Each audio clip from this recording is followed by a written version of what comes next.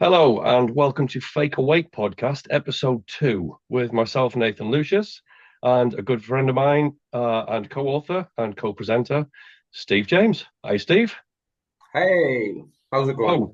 Oh, have we recovered from our alcohol-induced misery at Christmas time then? Hair of the dog. Clearly.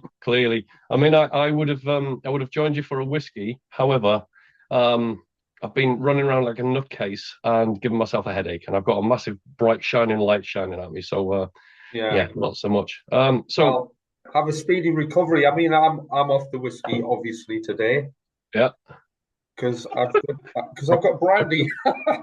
Oh, there's not much left. I mean, your teetotalism went really far this time, Steve. I'm really Oh impressed. yeah. And 3 weeks, I'm, two. what did you say? Weeks? I actually don't drink, believe it or not. I only drink on podcasts. So I'm hoping we can do more podcasts so I can become There's always a more more podcasts. seasoned drinker. I mean, we are the drunken alchemists after all. I still like that as a Oh, title, you I know. love that. Yeah, The that's drunken alchemists. yeah. I think we should have a Well, vote on that. I'm having my herbal tea. Not that anyone can see because my camera's that blurry. So Hmm. I'll Well, taste you with that. speedy recovery. I've got some Thank you very medicine. much. Oh, that's it. Little green glass. That's your gin glass, isn't it? That's my brandy glass at the minute. Brandy glass. Okay. Oh, Yeah. it's very posh.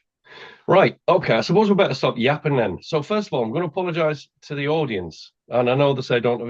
I apologise too much, but whatever the hell's going on with my camera, I have no idea. It's very blurry. I've not messed with the settings or anything. I don't know whether it's the lighting or what. But anyway, I can only apologize for the quality of the camera. I am going to get a new Fancy Pants HD one, just like Steve's looks, which is amazing compared to mine. But the good news is there'll be a presentation. So we're going to go through it, and you'll see my face and Steve's face, hopefully in the top corner of your screens as we go through the information. So, Steve. Um, we'll go through this as best we can. It's probably going to need a couple of like different parts. So it's probably going to be like episode 2, part 1, 2, and 3, because there's a lot of information to get through. I suspect we're going to yap a bit. But if it needs edits and stuff, for anyone watching, there might be a part 2 and 3 for this particular episode. So anyway, without further ado, I'm going to stop yapping. Well, I'm not. I'm going to keep yapping, but Steve's hopefully going to help me read out the presentation that we've got. Um, let's go for this. Let's see if it works live. Oh, it's not. Look at that. Why is it awkward? Right. Every time. Why didn't you prepare for it? Don't know. There we go. It's a good start, isn't it? It's going well. Well, it's not even coming up on the screen. I'm quite appalled actually. Try that one again. There we go. Right. Okay. Share. Okay. Right. Is that coming up on the screen? All right. Yeah, just come on. Brilliant. Right. Unfortunately, I've got all of that stuff on the screen. How do I get rid of that? Can I get rid of that? Probably not. Right. Okay. I don't think they can see that on the screen, but Hmm. if they can, they're just going to see what I see. Right. So we're going to cover two topics. Well, technically three for this particular episode. So we're going to have a look at what is commonly believed to be the seven deadly sins. Now, I'm going to say the seven deadly sins according to Christianity because I don't know whether this is a cultural thing, whether it's shared with other religions or what. But as far as I can see, the first part of the presentation is going to look at the Christian ideas of what sin is, what the seven deadly sins are, and we're going to have a look into that and determine whether they are sins or whether it's just part of our human nature. And so Steve and I are going to hopefully break that down as best as possible and give us as best a review as possible for that. We're then going to have a look at what we consider to be the real seven deadly sins, which is based on actual sinful behavior, which is based on natural law. Also, sorry, another caveat, if you hear me wheezing, I've got a chest infection. Isn't that great? So I'm not dying. I'm hopefully recovering. So, but if you hear me wheezing, I'm fine. It's just a bit of an infection. Right. Third part of the presentation, we are going to look at something that I've termed in the book Fake Awake as the seven noble virtues of right action. And I think you're familiar with them. So anyone who has the book, it's on page 88. Anyone who hasn't got the book, go get it. Go and get it. Help me and Steve out, and make us a tiny bit richer.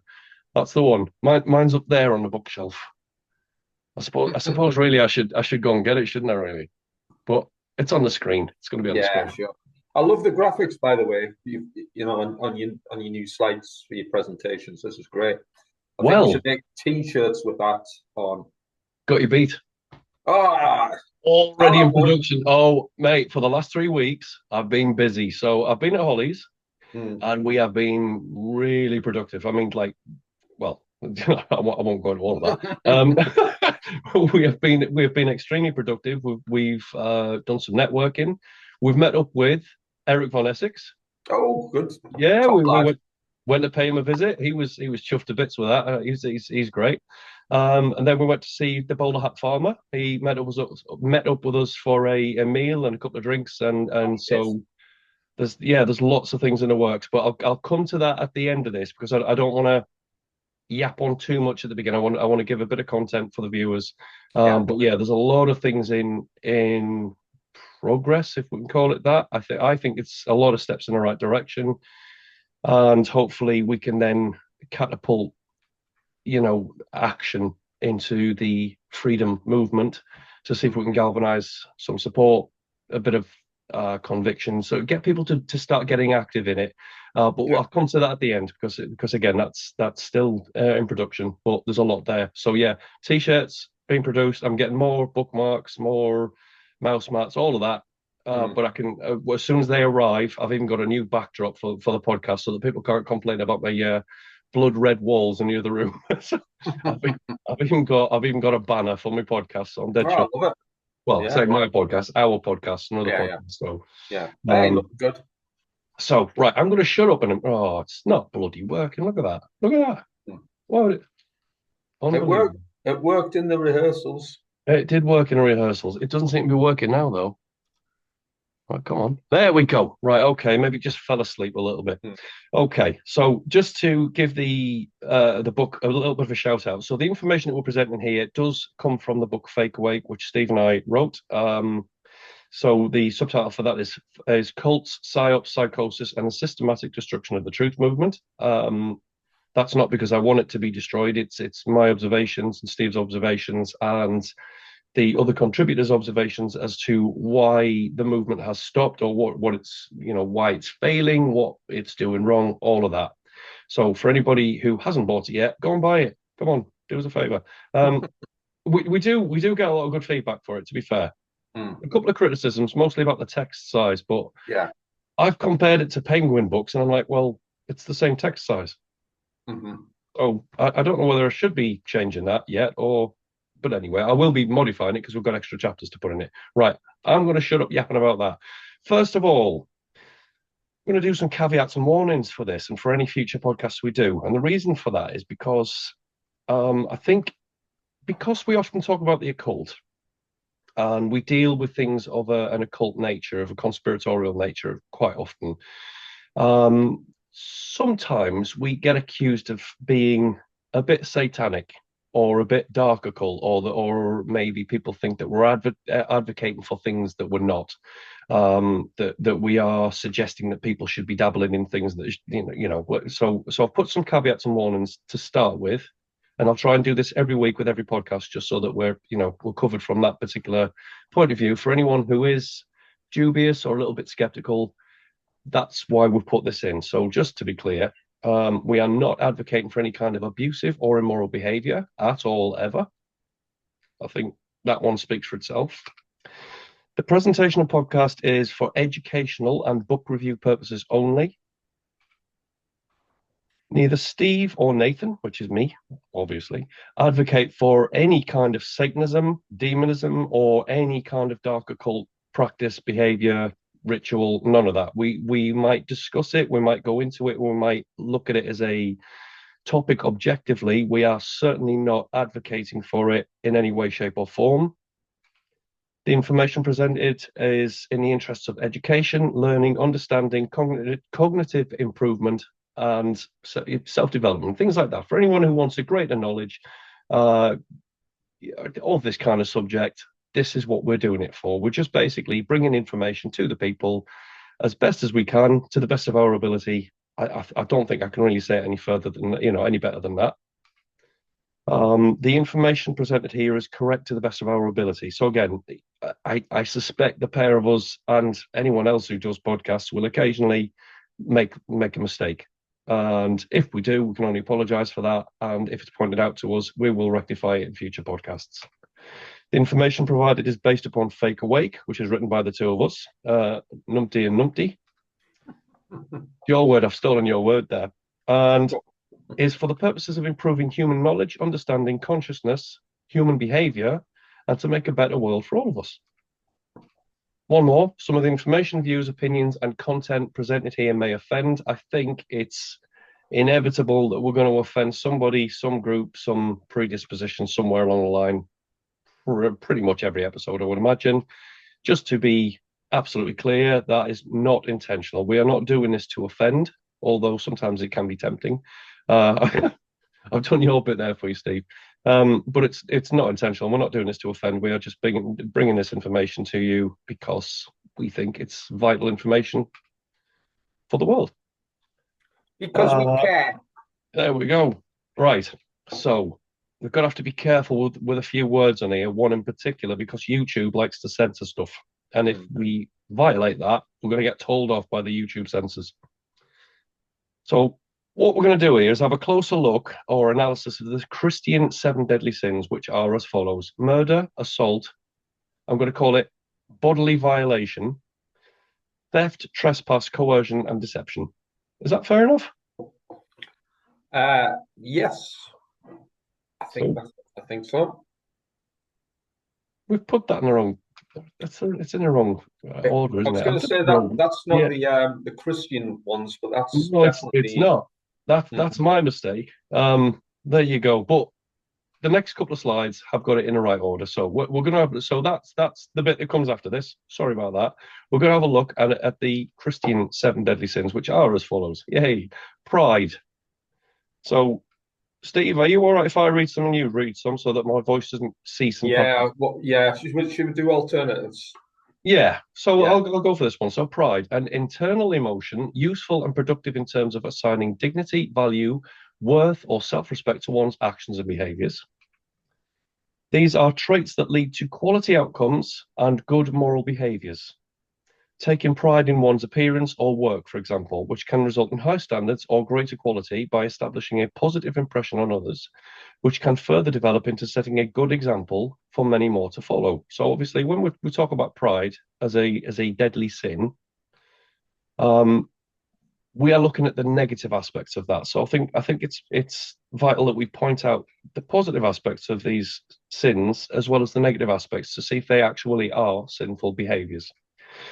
Counterwise, then, pride has a negative connotation in terms of being arrogant, haughty, how do you say that? I always get caught up on that one. Judgmental and disapproving, a sense of superiority which is largely subjective and therefore not a sin. So, would you like to add anything to that? I think you've kind of nailed it there, and I think it's important that you've kind of summarized it with a counter argument. Yeah. Kind of demonstrating that what could become, I don't even want to say immoral behavior. It's just a behavioral trait which has been labeled a sin, but is it a sin? And I mean, I would, ask the various viewers to take that judgment and think about that for themselves and come with the necessary conclusion given what they understand from that emotion. I think part of the idea of pride being a sin is that you've got that slogan or that commonly used term, pride comes before a fall. So in other words, if you think yourself, I suspect it's being confused or intermingled with arrogance, isn't it? So it's like I am better than you, or I am better than somebody else. I take too much pride in my behavior. I take too much pride in my work. What would basically looking at there then is it's an excessive version, it's an extreme version of pride, which could be considered sinful behavior. So when I was going through the research for my book, I mean, obviously I've used a lot of Mark Passio's work to lean upon, and for research purposes, and I find it very difficult to counter anything that he says in that respect. And so when you do look at pride, it's like, well, is it really a negative behavior? Because if you didn't take pride in your work, then is the quality of your work going to depreciate because of that? If you don't take pride in your appearance, then what does that result in? Are we going to go around looking scruffy? Are we going to go around not caring? Does it lead to apathy? So I would suggest that actually pride or lack of pride does in fact lead to apathy. Anything to add to that, or shall we move on? No, let's move on. I think that gives us a taste of how this is going. Yeah, So if I'll read this one out, and obviously brilliant. we'll come Cheers, mate. on to gluttony, and in brackets it's an overindulgence or an excess. And do you have brilliant? You've got some narrative on this. This is the act of eating and consuming in excess, which can be a result of a negative emotion or the impact of a negative experience. Now, for example, one may be driven towards eating in excess after being bullied, taunted, stressed, or upset, which gives a sense of comfort. And I'd imagine many people can identify with that characteristic. Well, I mean, I would imagine so. So I'm just making sure we're still recording. Yeah, we're good. Good. Yeah. Good. Carry on, mate. I just want to make sure that we're still good. Yeah. Have you got any more words for this? I do. I've got a few. So it's usually the full screen. So again, just as it Yeah. comes up, mate. So Okay, mate. Yeah. So gluttony is an emotional reaction to a stressful or upsetting stimuli and can be useful in the short term as a coping mechanism. So it's an interesting one as far as their emotional reactions are concerned. I think we can come back to this one repeatedly, actually, in terms of this podcast and the one on Occult Academy as well. But Yeah. um, So on the other hand, when gluttony becomes a regular habit that is taken to excess, the individual exhibits lack of restraint and self-respect, and the negative consequences such as weight gain and ill health caused by toxic, harmful ingredients are obviously undesirable. And if left unchecked, it can adversely affect one's ability, appearance, and confidence. But in terms of violating sacred natural laws and being inherently harmful to others, this cannot be considered as an act of objectively sinful behavior.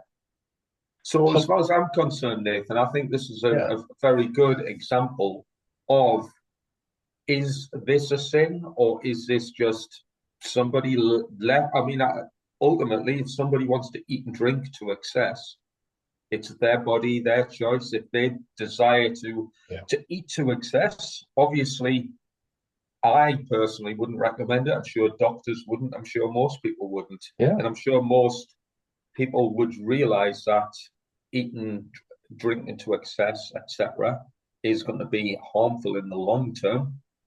But ultimately, it's that person's choice. And therefore, is that a sin if somebody decides to consume?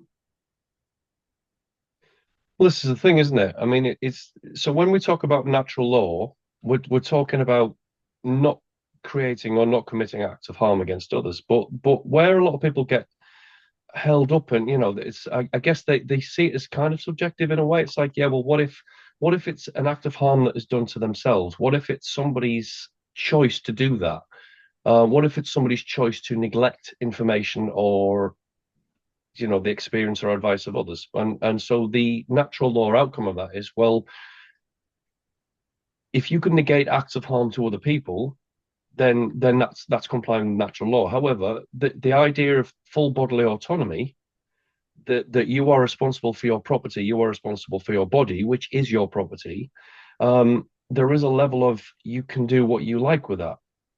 Obviously, not if you're a minor, I would suggest that is more parental responsibility than anything else.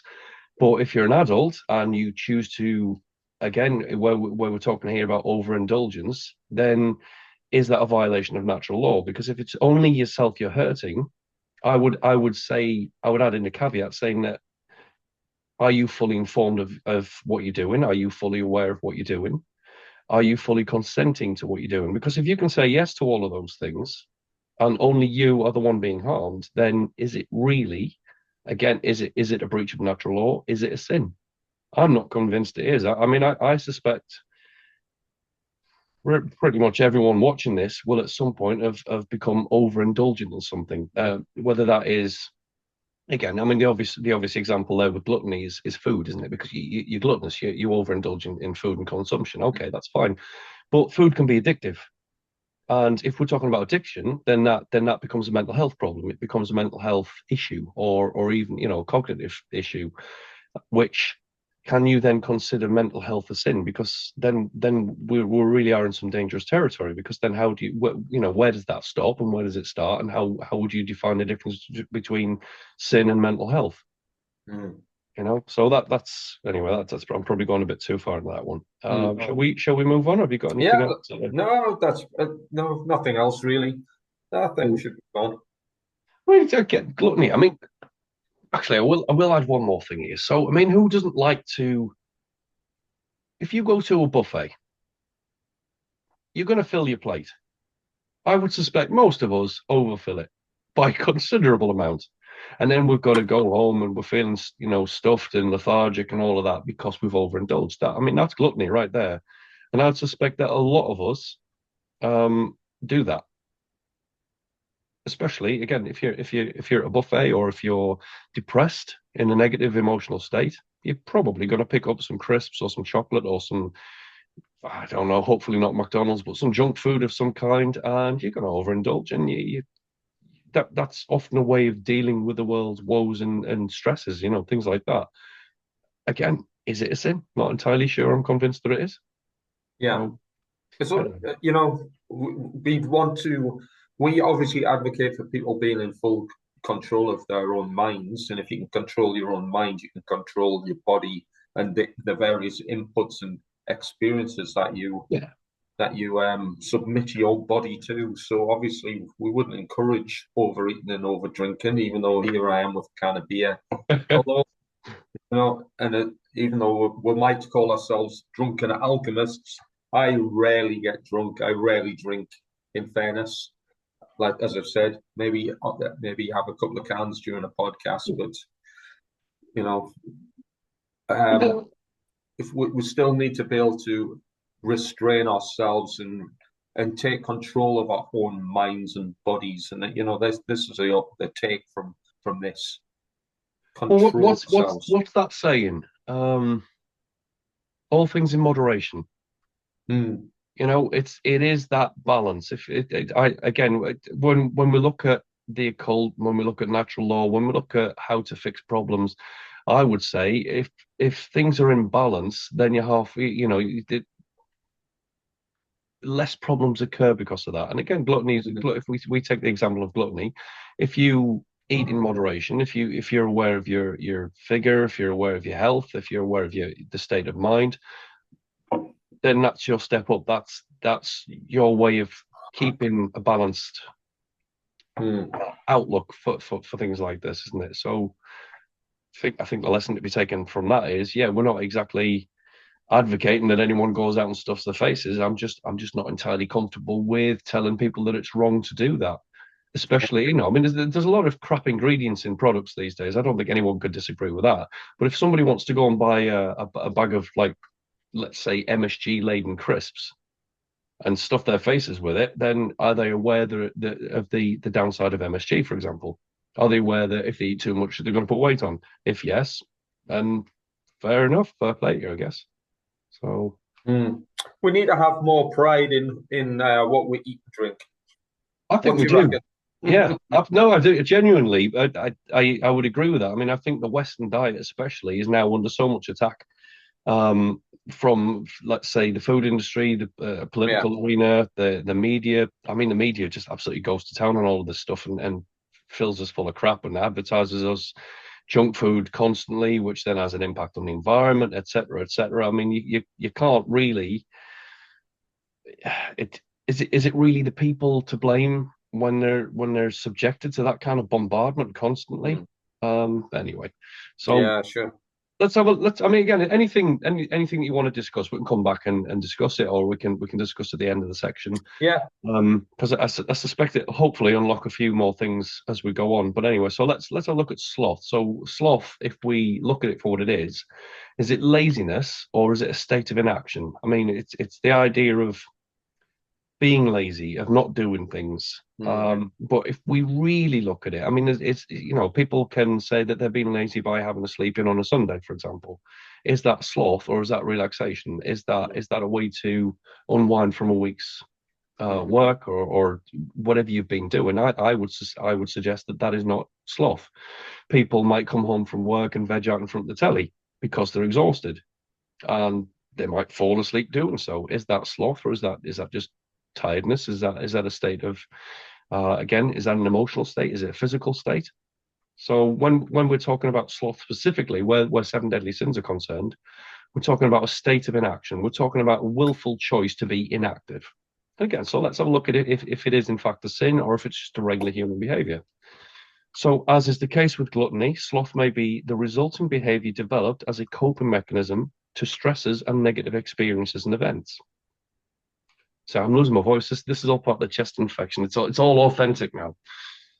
Inactivity can lead to poor health, lack of motivation, and therefore reduced usefulness and purpose. And purpose is a massive issue in and of itself that can't be understated at the minute. There's a lot of misdirection and lack of purpose in the world, which I think is contributing massively to our problems. But anyway, that's for other podcasts. But I still think it's a massively important thing to point out. Undesirable, yes. Sinful, not necessarily. People with mental health problems often exhibit both sloth and gluttony as poor coping strategies. And so are we to accept that mental health is a sin in and of itself? So I've mentioned that earlier. Personally, I don't think it would be fair to consider that sin is a mental health condition, although perhaps imbalance and excess would come under that banner. But we can definitely discuss that in future episodes. In which case, we have all got a very big problem.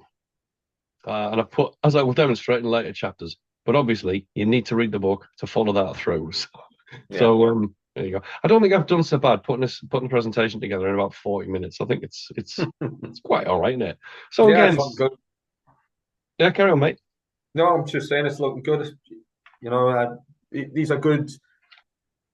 These are good points to address, really, because I mean, most people will have heard of the seven deadly sins, even if they don't remember them. But I think this is a great starting point to get a good sense of balance of how we need to behave and act in accordance with natural law in the world to make it the better place that we all desire it to be.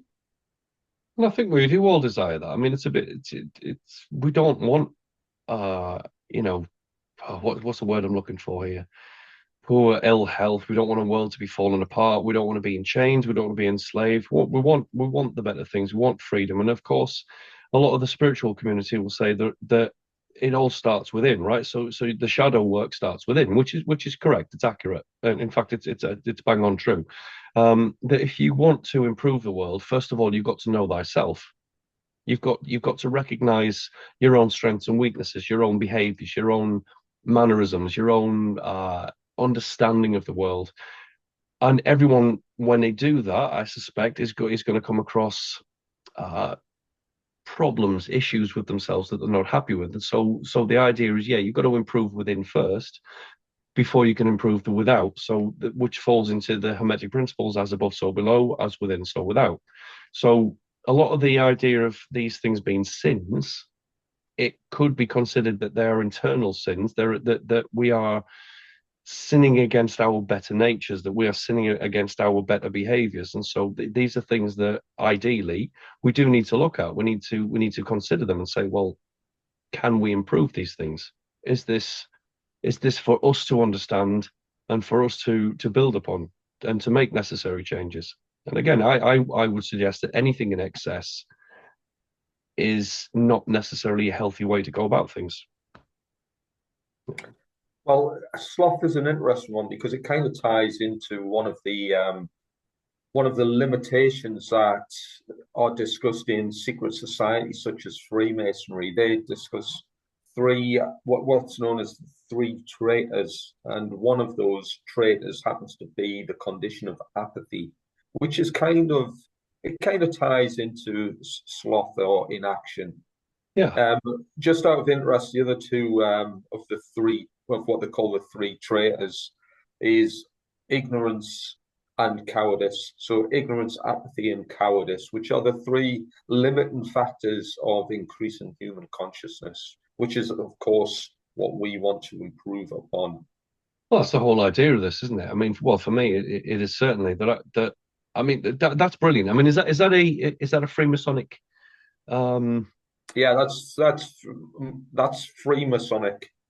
So I mean, we can go down massive rabbit holes with this, but if we were to look into a film called The Wizard of Oz, which was massively esoteric in its theatrical performance, Yeah, just a bit. I mean, yeah, massively. This goes massively into the allegories of Freemasonry and the characters of the Lion, the Scarecrow, and the Tin Man. They Yeah. are essentially the three traitors. They all had to improve upon certain aspects. Those aspects were essentially ignorance, apathy, and cowardice. And of course, the journey they went on Yeah. through down the yellow brick road, the golden pathway to Buddhist enlightenment. Again, just part of the allegory of that story was overcoming those limiting factors that were preventing them from becoming establishing the condition of the Emerald City. Emerald, of course, being the color of denoted with wisdom, such as the emerald tablets. Which in and of itself, I mean, so the Emerald Tablets. I mean, you've just hit on something that is massively occulted. I mean, there's a lot of tradition around those, especially Freemasonic tradition, that looks at the Emerald Tablets. And I don't know whether they're a real thing, whether they're a imitation or whatever. But I think it's the principles of what they stand for, the information that it's alluding to, that's the important thing. I mean, The Wizard of Oz. I mean, it is one of those films that I think it's truth in plain sight, but it's hidden behind allegory. So anyone who can look at things like The Wizard of Oz and look at it from two perspectives, one from the entertainment perspective, and they could enjoy it as a film, but whilst simultaneously looking at it and going, oh right, there's hidden meanings into this, and not just hidden meanings, but hidden meanings that can be useful to everyone, that can be absolutely essential in self-improvement, the shadow work. Looking at your own traits, behaviors, vices, and virtues, and just saying, right, okay, I can identify with, for example, the Tin Man. You can identify with the Cowardly Lion. You can identify with the Scarecrow who's got no brain. So it's those things, and it's majestically done the way that they did it, especially the early part of the century. I mean, it was a really early film, wasn't it? I can't remember what year it was made. Really early on. Groundbreaking film. I mean, I would probably agree that it's one of the most esoteric films ever written. Perhaps we should do a podcast just on focusing on that film, or perhaps other ones such as The Matrix, for example.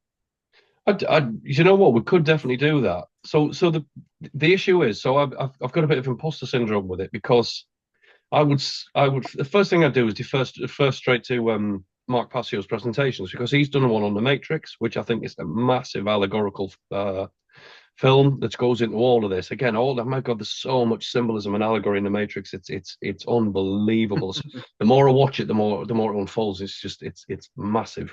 Definitely The Wizard of Oz, but again, Passio's covered The Wizard of Oz for anyone who's not familiar with that. I mean, go, what are you waiting for, people? Go and check out Passio's presentations. They're A1. I mean, they're literally brilliant.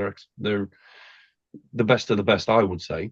But one of the ones that he hasn't covered, incidentally, which is massively esoteric, is the original trilogy of Star Wars. Ah, I was just going to say that. Yeah, yeah. That's Yeah, another. Yeah. I mean, right. where do you start with that as well?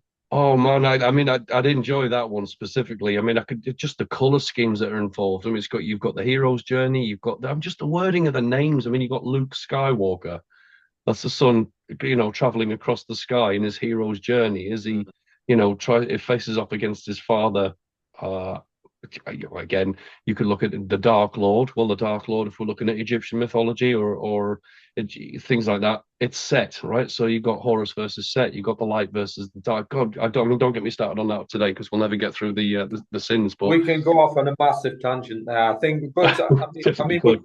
we could kind of draw upon, the movies of Hollywood, for example, or some of these blockbuster films, by just saying this is why the understanding the occult offers a new dimension, a new kind of paradigm to the life we thought we were living.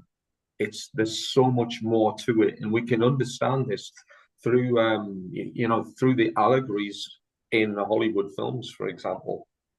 And I mean, there's more than that. I mean, you just look at the lightsabers, for example, right? So you've got on the one hand, you've got the blue lightsaber, which is how they started off with Luke. So Luke has a blue lightsaber.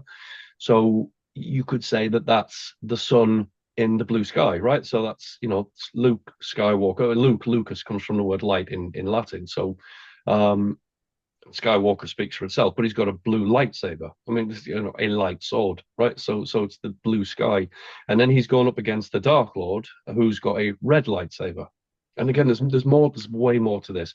Definitely going off on a tangent, but you got the red, you got the sunset. Well, when the sun sets, you've got a red sky, haven't you? You've got it's the sun's going down. You've got a red sun. You've got a red sky.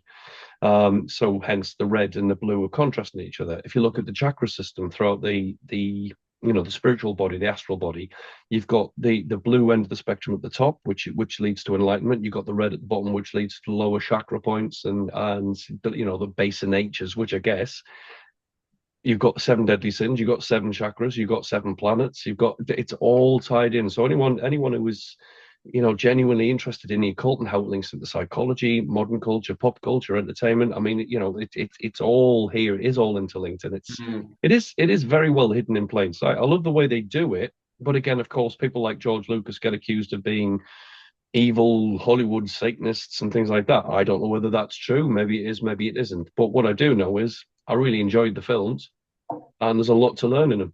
Mm. Awesome. Anyway, Let's move on before before this has to we have to retitle this presentation.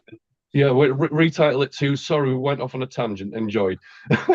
So, right, okay. So, sloth, state of inaction, sinful, maybe, definitely not a healthy option, but One to avoid. one to avoid. Now, I in the book I've put.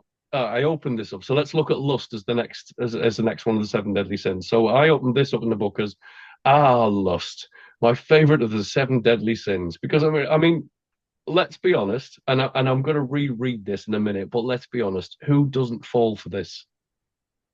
I Yeah, mean, I'm gonna hold my hand up there. Obviously, lust. Yeah, got no idea what you're talking about.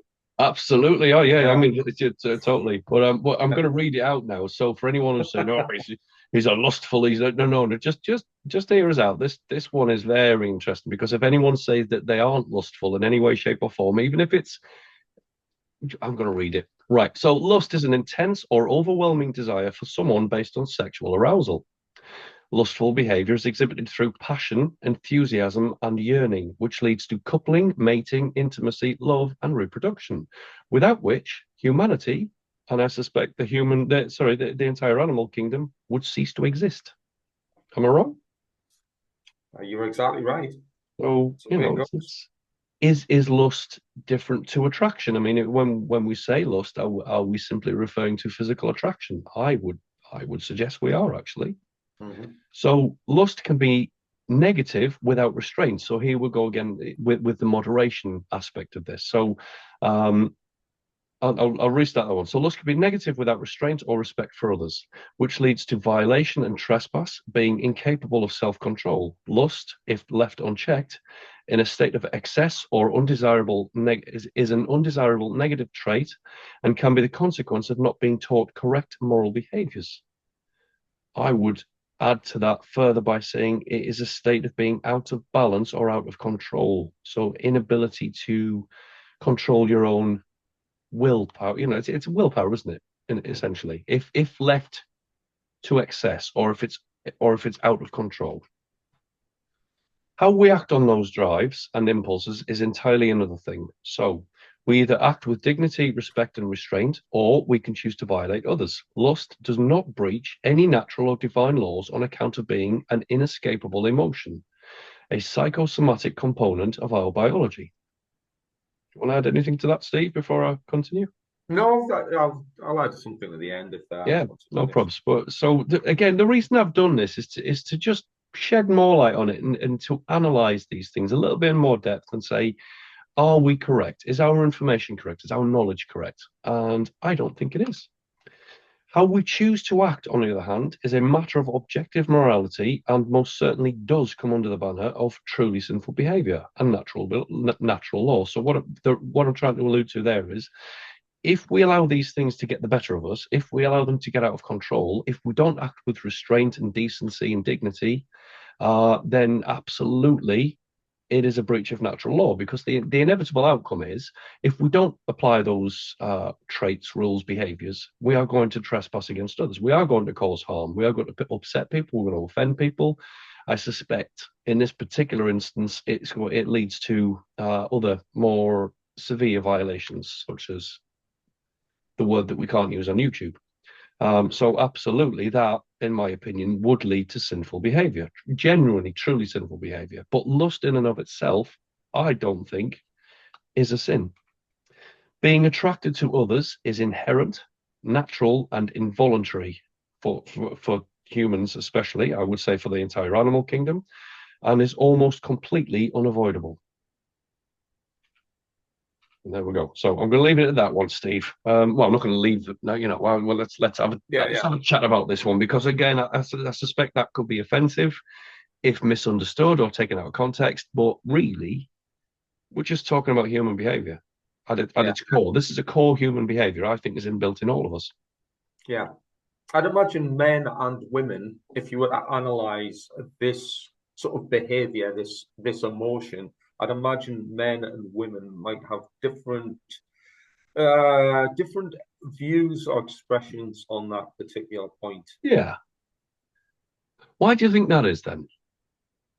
Well, that's the natural order of the way men and women think. Polar opposites. So they're bound to have slightly different understandings, tolerances, acceptance, you know, again, down to biology, ultimately, I guess, down to the way various the male and female brain is wired. But again, it's like any other of these deadly sins. If we can control our internal emotions, then we can control or better control our external expressions. I like that. Of course, this is all about behavior. If we can control our own minds, we can control our own actions. And of course, this is massively important towards how natural law operates in the world. So obviously, we advocate for people to be in control of their own emotions.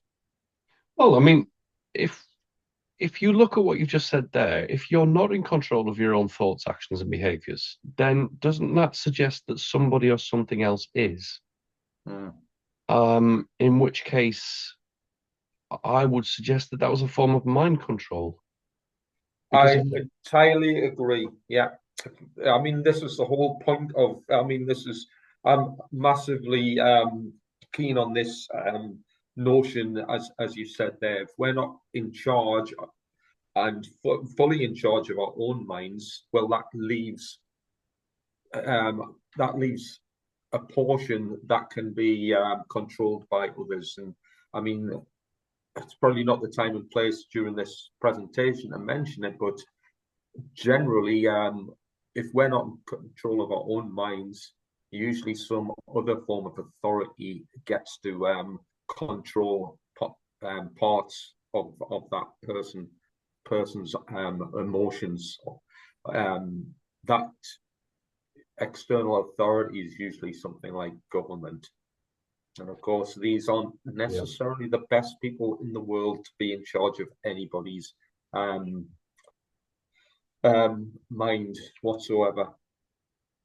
Now, if you look at the world at the present moment, I don't I don't think many people would actually disagree with you on this, especially from the perspective of government. But I would say um, one of the more severe forms of mind control that's been used against our against us the general public, especially where lust's concerned as well. This is a big thing. Is the media? They can look at the human psyche. They can look at our physiology. They can look at our base desires, our basic biology. If you want to really take it down to the nuts and bolts, no pun intended, but I like it. And they can then use that. They can weaponize it against us, right? Which they do. They sex sells is what I'm trying to say, and they can use that to manipulate people's minds. They can use it to manipulate people's behaviors. There are entire industries built around this. So again, that I would say that is lust taken to excess. That is sinful behavior taken to excess. That is allowing our minds to be given over to the media, which is a medium between us and something else, right? So that's a medium. It's the middle ground. It's something that is being used as a can't remember the words because of headache and stuff like that. But you get what I'm going Yeah. for you, which is it's a very good way of getting into our psyche using computers, TVs, mobile phones, any kind of medium, especially that has a black mirror, to get us to give our minds over to other corporations, other people, other ideas, other suggestions, and leads us to lose control, to go into excess, and that's when the problems start. Which again is absolutely in terms of what you're saying there, with natural law and mind control effectively. I mean, this is what it is. It's mind control, it's behavior control. It's just very, very cleverly done. It's almost um Well, I agree with you. I mean, I think in particular one of the biggest, you could say one of the leading causes of let's just say external authorities or organizations trying to subjugate or take possession of somebody's mind. yeah. And I'm talking about things like TV, Hollywood, MTV, the music industry, government. Uh, MTV was one of the worst. Let's be honest. That was just that. I don't know what was going on with that. I could never get into it. I thought it was mm, supposed to be about music, and it never really was. Yeah, well, it's music. It's the music based soft porn industry, really. The the the videos on music entertainment nowadays are essentially just like soft pornography. yeah. Can Uh, we can we can we even say? I don't even know if we can say that again. For just can we just not? for So, educational purposes, let's please don't buy rewind. the video. But you're right. I mean, it's one of the industries now. I mean, it's good. I think usually it's referred to as the corn, like as in cereal, the corn industry. Ah, really? Right. Yeah, I think that's how most YouTubers get around that particular issue. But is it Mm, not one of the biggest industries in the world now? I mean, you've got OnlyFans, lust based. You've got again certain websites that have been around since the dawn of the internet, which mm. has absolutely caused massive amounts of harm to society. And I mean that genuinely is that it has allowed us to have our base desires take control of us. It's allowed us to become addicted. It's Yeah. allowed us to look into excessive forms of that in various ways and forms and functions that then changes our standards, our principles, our expectations. It affects our relationships, not just with our partners, but with people in general. I would say that industry is largely responsible for the use of bad language. I think that's what has made it almost acceptable now is to be he's swearing. I mean, it used to be frowned upon because it was a poor expression, right? Whereas now, I don't know anyone that doesn't do it. I mean, kids especially. I think they're worse than the adults these days. Yeah, And I think that's largely going back to certain industries that we're discussing here, which goes back to lust in a sinful perspective, which again is a form of mind and behavior control. So how do you yeah, get around that? I would say yeah. the starting point for getting around that is to become aware of it. And so you're welcome. We're now making people aware of it, well, as best as we can anyway. So I Yeah, think, exactly. I mean, it's helpful to draw upon these issues. You know, yeah, I'm sure a lot of people subconsciously understand or get this anyway, if not entirely get it. But it is it this there's so much the social engineers bombard us with and try to exploit us with, and of course, this is just one other aspect of how we can be readily exploited. And when we're exploited and we're not in full possession and ownership of our own minds, this is when we can be steered off and subjected to a different course that leads us away from the root of natural law, which of course is what we are advocating for. yeah, I absolutely agree with that. Um, I mean, the idea here is it not to improve the world? I mean, is this information not there so that we can remedy the problems that we've created, whether that be deliberately or subconsciously? It doesn't matter. I mean, the problems are existing. They exist. And so, all right, part of the remedy of that is become aware of it and do the inner shadow work, make the necessary changes, become aware of thyself, become aware of your own psychology, become aware of other people's psychology, it's all part of the improvement of society in general. I still think, maybe I'm naive, I still think that we could change the world 6 months maximum. Genuinely, if we put aside our differences, our petty disputes, our belief systems, and all of that, if we put all that aside and acknowledge that we have a problem societally, right? And again, that I would say we've got a problem internally as well, but that's for us to each individually resolve on our own, maybe with a bit of help.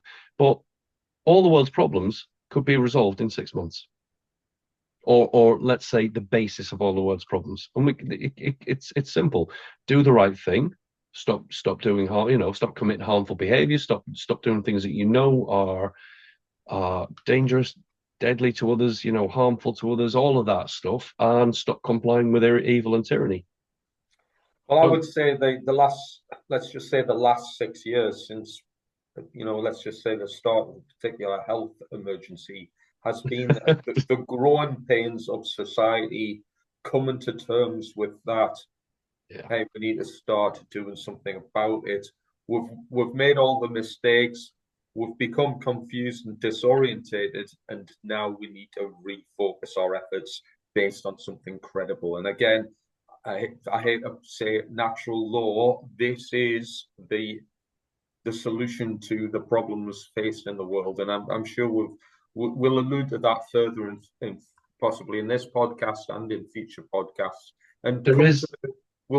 we can prove this, can't we? Absolutely we can. I mean, it's never so. Every time I challenge this, I like to be devil's advocate. I like to say, yeah, but what if, or what if I throw that into the works? How do we react to that using natural law? How does morality impact that? Is it subjective? Is it? I mean, a lot of people out there will say that morality is subjective, and it absolutely, yeah, some of it is, some of it can be subjective, but the absolute core principles of it are absolutely objective, provably so. And the consequences of either following through with objective morality or not following through with it are going to have either positive or negative consequences, which, Mhm. going back into the occult, part of the Hermetic principles, part of the laws of the universe as we understand them from a spiritual perspective, you can't really deny it. You can't not see it. Yeah. Once you've had your eyes open to this, you can't not see it. You can't unsee it. You can ignore it. I suspect a lot of people do, but I wouldn't recommend it. So anyway, in terms of because we're going off on that spiral of where the hell's this going next, which Yeah, I enjoy exactly. personally. I enjoy it. I think it's fun. But anyway, we do have a segment which looks into that and brings it all into perspective and under the banner of natural law and puts it into context. So I'm gonna skip ahead onto the next one. So this one, anger. Should Um, I, should I read this out, mate? yeah, if you don't mind. Yeah, absolutely. Carry on, mate. Thank you. Yeah. Anger's another internal emotion. Let's see what you've got on the Let's little go first dialogue. then. So, similar to lust, anger is an emotional response and is deeply embedded into our animal, oblique stroke human behavior. Anger can be both essential and destructive, healthy and unhealthy. Anger can be used in self-defense or aggression towards others. It has a dual purpose and once again comes down to restraint, respect, and self-control. Essentially, anger is passion, just as lust, which can, but not always, result in violent and aggressive outbursts, a temporary loss of emotional control. So I'm just going to add something into that there. Mm. So as I'm reading that, so Eric Von Essex or Chris Powers, as we know him, he's got his own podcast out there. So if anyone's not familiar with Eric Von Essex, go and check him out. But he often says to me that anger is a mental illness. So it's like a short-term temporary mental illness. It's like you lose control of your temper, your temperament, right? You're losing balance. And so to be angry is it's like a temporary mental illness in a way. And I kind of like the way that it looks at that. I think it's quite an interesting way of looking at it. It is almost as if we've lost control of our senses. But then I'm going to counteract that with an opposing view, which is that sometimes things happen that are genuinely anger inducing that I would say is it's a righteous response. It's a logical, rational response to a problem or an error or something that is antagonizing us. So is it necessarily, or again, are we talking about human nature that's sinful, or are we talking about human nature that can be both positive and negative, can be destructive and productive? For example, you could lose your temper at somebody who's doing something wrong, and they might modify their behaviors based on that. That could have a positive outcome. Mm-hmm. So anyway, so again, this is where we could say it is subjective because it can go either way depending on the context. It can go either way depending on the will and the intent behind it. I think it's unfair to call it a sin because I mean, do you know anybody in life who doesn't get angry? I suspect there's a few out there that can be very calm and restrained and collected and all of that, but I suspect it's not naturally it's not a bad thing, is it? We're not Yeah, talking about negative. This isn't just a negative emotion. This isn't just a negative reaction. I think it can be actually very useful. yeah. I mean, So it is. Essentially it's a normal, everyday human emotion, and if there was no need for it, we wouldn't possess it yeah, as an output, would we? We wouldn't be capable of anger if there wasn't some necessity to it. And I mean, you touched upon the word righteous anger, and I mean that there is righteous anger, and I know we both admire and trust and applaud the works of Mark Passio. Mark absolutely. Passio Yeah. can be quite an angry guy. A lot of people have commented Can on this. it can, well, I mean, again, I understand it. I mean, it's sometimes it's funny, sometimes it's a bit frightening, but yeah, I mean, Hmm. it is But righteous anger. I fully understand why he gets aggressive and angry towards people. It's frustration, I think, more than anything, isn't it? well, he terms it righteous anger. In fact, I'm pretty sure he done a video podcast presentation. Yeah. It might have even been called righteous anger, but it was certainly about anger. And I mean, a feature length presentation just on that one emotion itself. Yeah. Well, Now, he puts a very good point towards why it is essential. I mean, Right? funny again. I mean, not to. I don't want to like overdo. Please go see Passio, but I mean, please do go and see Passio because a lot of my I've got to use the word awakening. I hate that word. I really, really hate that term for what I'm about to describe here. But a lot of my journey to understanding how the world really is, how about that? My awareness of it was directly linked to Passio. I mean, I would consider his work, his research, his presentations, his seminars, all of it absolutely essential to anybody who wants to understand the occult, to anyone who wants to understand psychology, sociology, politics, religion. I mean, it's all covered in there. And I genuinely, I can't fault the guy at all. His research, his presentation's impeccable. And there's so many lessons to be learned from that. The one that he covers anger. I mean, he's covered it a few times. I think he's done it his natural law seminar as well. His fake ass spirituality. Um, the New Age. He's done one on that as well, which basically says that anger should be avoided. It's bad. It's negative, and stuff like that. Again, I completely disagree. I think it's a natural human emotion. It's a reactive process, if you like. So can it be irrational? Yes, I suspect a lot of times anger can be irrational, but equally, I think anger can sometimes be genuinely rational and righteous. It can be the right response to a negative situation, a negative stimulus. I know that he said that as a kid growing up, his favorite superhero was the Hulk, the Incredible Hulk, which has the color green, right? So green is the heart. So for a symbolism, green is it is that raw emotion. It is the heart. It's expressive. Mm. It can go either way. It's either love when it's calm, because we associate the color green with calmness, or it can be, or this big rage monster that absolutely loses control because his emotions can't handle injustice. It can't handle evil. It can't, Yeah. it's a reactive force that's like, no, I'm not putting up with this. I think um that's a great example because the Hulk essentially he was a pretty calm, level-headed guy until he was pushed and provoked. yeah. If he didn't have that unnecessary imbalance thrown in his direction, he would have been you know, an easygoing bloke. But again, if you're going to mess with somebody and they don't want to be challenged on injustice, well, don't be surprised if somebody can express that emotion, to the extent that the Hulk did. So yeah, and I mean Mark Passio, just as you mentioned, massively instrumental, especially the level of passion that he had, in the early days when I was watching his podcast series. He would fly off on a tangent, but to be fair, I needed that level of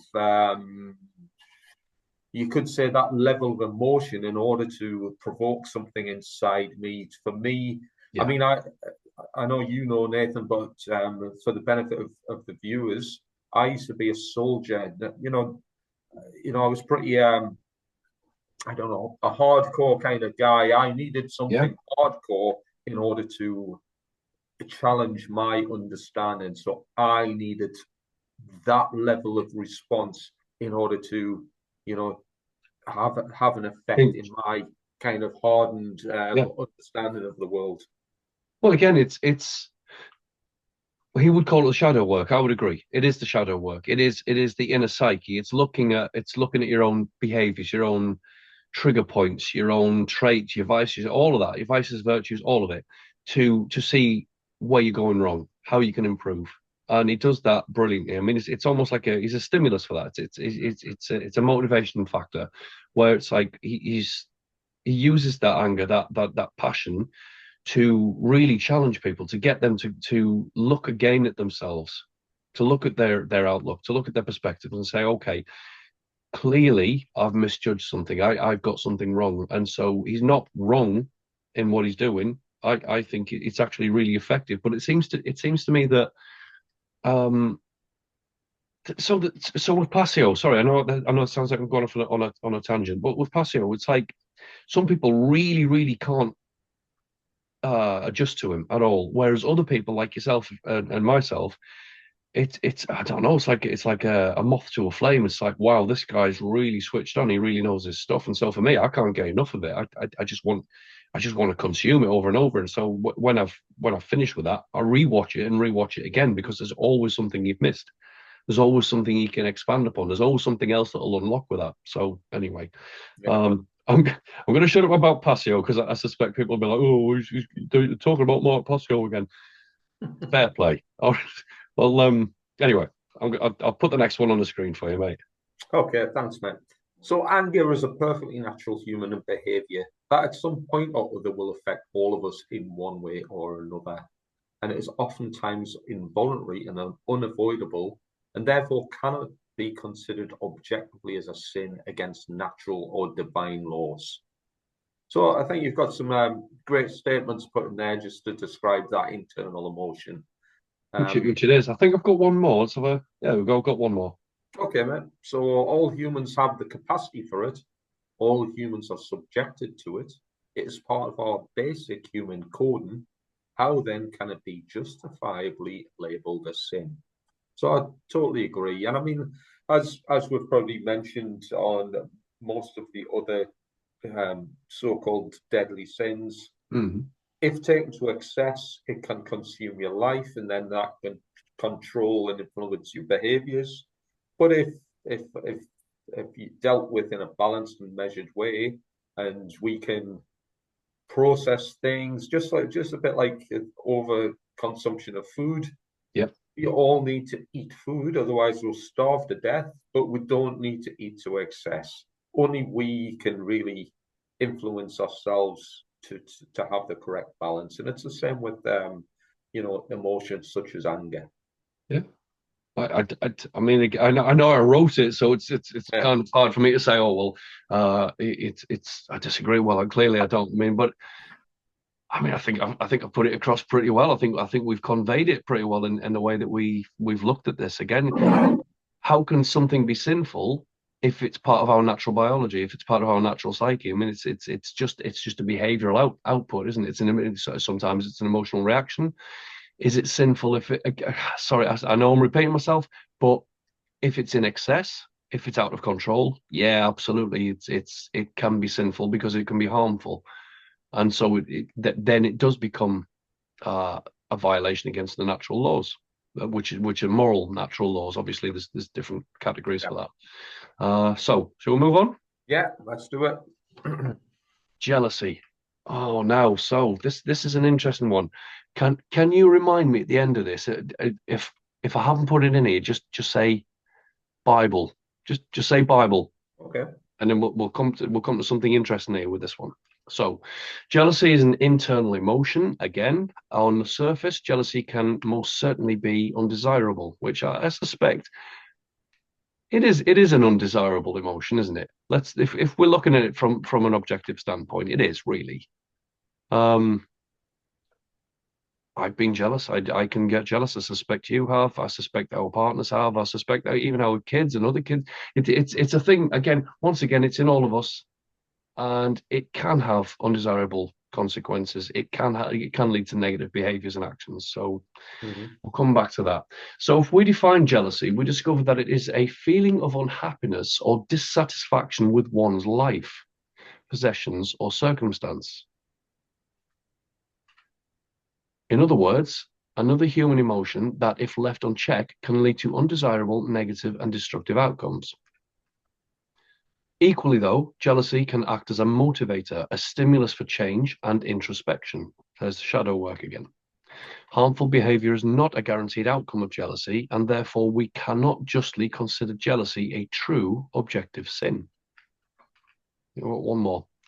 It can, of course, lead to covetous desire, theft, and physical damage, which are actions resulting from unrestrained, disrespectful behaviors, violating or trespassing against the rights and properties of others. So in this instance, what we're talking about here is a violation of the natural laws again. So if it is not responded to, if it's not handled correctly, then yeah, absolutely, it is a sinful behavior. And again, I'm using the word sinful to refer to something that is a violation of natural law.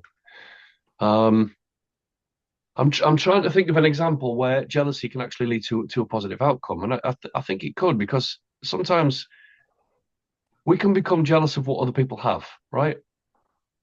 And if we allow that to control us, then yeah, it dominates us, and then we start buying things that we don't need or we can't afford, or that we're only doing because of status or because somebody else has got it. But equally, we could look at that and say, well, why am I jealous? What is it that I'm lacking here? Right? This is where the shadow work, the introspection comes into it. It's like, well, what is it that I feel that I've not got, that I'm not doing correctly, that is leading me to have that feeling of jealousy and envy, which, if you use it like that, you can use it productively. You can change your psyche with it. You can really look into your darker side and say, well, hang on a minute, what is it about me that is in lack? What is it about me that's without? And am I really without? Am I really in lack, or is it just is it one of those things that just needs a little bit of thought behind it?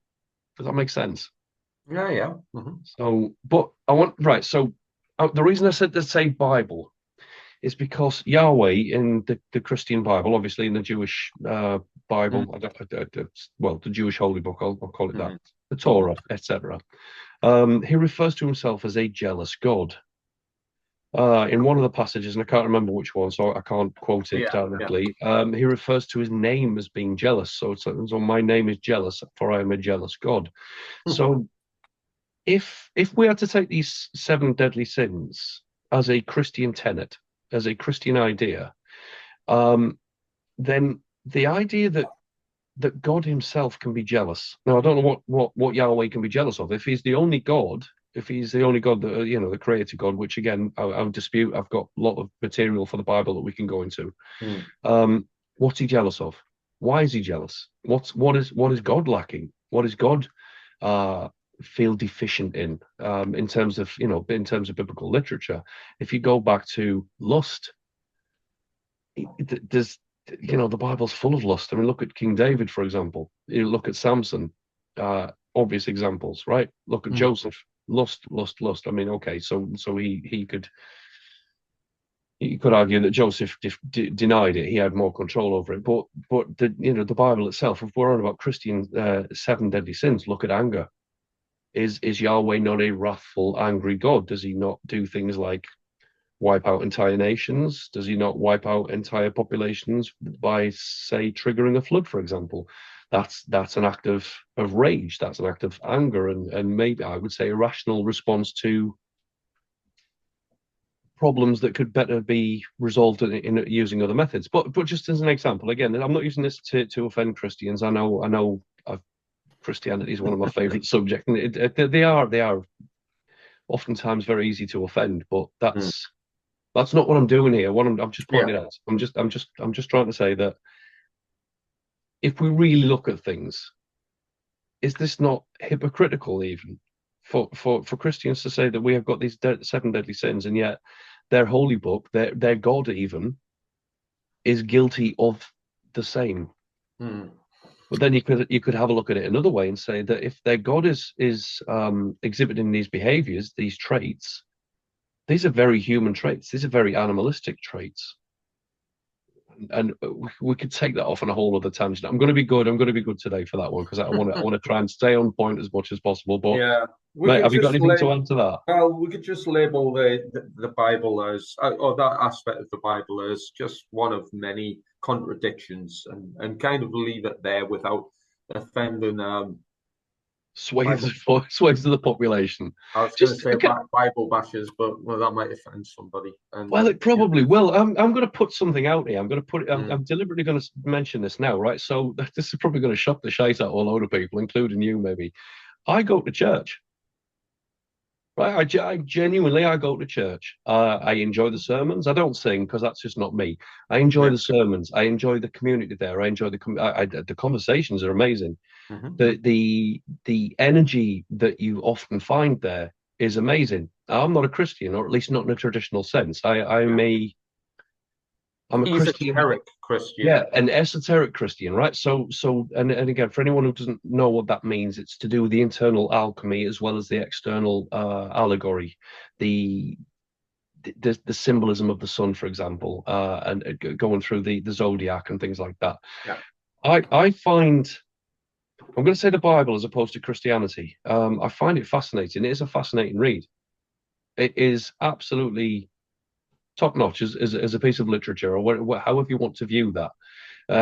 There's bits in there of poetry. I've not read the whole thing. I'm not going to claim that I'm a Bible expert. I'm not. I'm familiar with it. I'm familiar with certain books. I've read certain books. I believe it's a bestseller. In fact, it's it's, it's even ahead of ours. it is a bit, you know. I mean, we've got a bit of competition with that one, but I think they've cheated because they used to put it in every single hotel room. I mean, how can Exactly. I can't Exactly. compete with that. I can't put me. I mean, you know, I could try, but I'd be bankrupt before I started. The reason I've gone into this is because I've always found religion and Christianity, especially, to be a fascinating subject of conversation of time, and but they do get very very easily triggered, and yeah, They okay, we get can talk about angry. They get angry and jealous.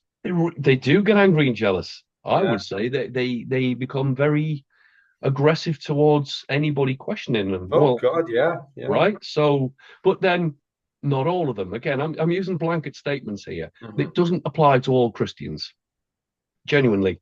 Okay. Um, Yeah, there's one or two who are all right. Just one or two in the population of how many Christians? Like 3 billion, something like that. I mean, oh God, I know I'm going off on a tangent here, but it's relevant. It's within context. Hmm. I would happily debate a Christian on air, right? So it's an invite. I'm inviting anybody who is a Christian who can be civil and respectful and you know decent. We can have a genuine conversation live on air. Steve, you're quite welcome to be part of that. Hmm. I'd happily have a Just, debate with them. do I have to be civil? Just, just You put it don't out have to there. be civil. Just don't get us kicked off. You know, just Yeah, yeah, so. But I will because again, I'm yeah, not yeah. doing it necessarily to be offensive. I know it comes across as offensive sometimes, which is a I mean, fair point. personally, I would like to think that Christians watch our podcast, and I know some, and I know for a fact some do, mate. brilliant. I mean, I agree that we should be challenging people with their understanding and adding to their understanding, and hopefully people will take things with an open mind Yeah. and take out enough information to help shape the world that they live in Yeah. without becoming too dogmatic with their some of the notions. And I don't want to. I'm trying to think of I a know. right way to say it. Limited understanding. I don't want to say it limited understanding because that's it's probably a poor choice of words, but How we about can all improve our understanding on yeah? certain aspects. And I mean, I use the term hidden information to, the word occult means hidden. If people don't understand hidden information, that doesn't mean it doesn't exist. It just Good means point. we haven't got to reach that level of understanding and comprehension yet. One of my pet peeves with the Christian mindset, if I can, again, there's no way that I can't offend people, but I'm not doing it deliberately. But one of my problems is that quite often when you challenge them, they Mm. shut you down. They don't want to know what you've got to tell you. So as soon as you mention the occult, for example, to a Yeah. Christian, they jump straight on the occult's evil. I don't want anything to do with it. It's teaching about darkness and evil and Satanism and stuff like that. Well, no, it's not. Again, it's just something that's been veiled. It's something that's been hidden. But equally, the book of the Bible. I say the book of the Bible. I mean, there's tons of books within the Bible. I would consider it a library as opposed to a book. Yeah. Um, but there is so much occult information embedded within Old Testament and New Testament, but certain books like the Book of Revelation, the Book of Daniel, the Book of Job, even Genesis. I mean, the opening segment of the Bible, Genesis, with the creation of the world. My God, it's replete with absolute esoteric occult information to the core. I mean, it's very, very difficult to not analyze that. I've actually Yeah. got a presentation that dissects certain parts of it to show how it's occulted, to show how it's referring to things like astrology, to show how it's referring to alchemy. Jacob's ladder, for example. Right, in fact, Jacob's just one big massive allegory for alchemy, largely. Uh God, there is so much in it. And Well, again, it's a do you know? fascinating read. Yeah. Do you know what you've mentioned? Books. I mean, I've got loads of books relating to, you could say, biblical works. scripture, etc. I mean, this is just a couple I've pulled off that I can visibly see, which might be of benefit Ooh, what's that to one? some readers. This is the Zodiac and the Salts of Salvation. Oh, okay, that looks So good. Okay. again, if people have got a religious bent to their understanding, I would definitely recommend this. What's the God, title? Can you read it out? Because yeah, this we've is only got a God, little picture. God, man, the Word made flesh. This is George Carey. Definitely recommend that. This is Brilliant. not this particular book, but this book was written over 100 years ago. Wow. Finally, there's probably several different versions of this type of thing. Astrotheology, again, biblical stories or can be transliterated in astrotheological Yeah. contexts. Again, a lot of Christians might get a bit bent out of shape by mentioning that. Again, does that mean the knowledge is not there, not relevant? But again, this might provoke a jealous acts of rage where Christians will demonstrate some of the seven deadly sins upon the likes of you and I for bringing Yeah. things to their attention. I mean, we do need to cover this. I suspect this is probably more one for our Occult Academy podcast Mm. where we could. I mean, okay. So, for example, during the Christmas seminar that we did, I used the cross quarter days as an example of Matthew, Mark, Luke, and John being allegories for the seasons, right? The four horsemen of the apocalypse is allegorical. In fact, I broke this down on the Occult Academy group as well. I think I went to quite a bit of depth into this. Yeah.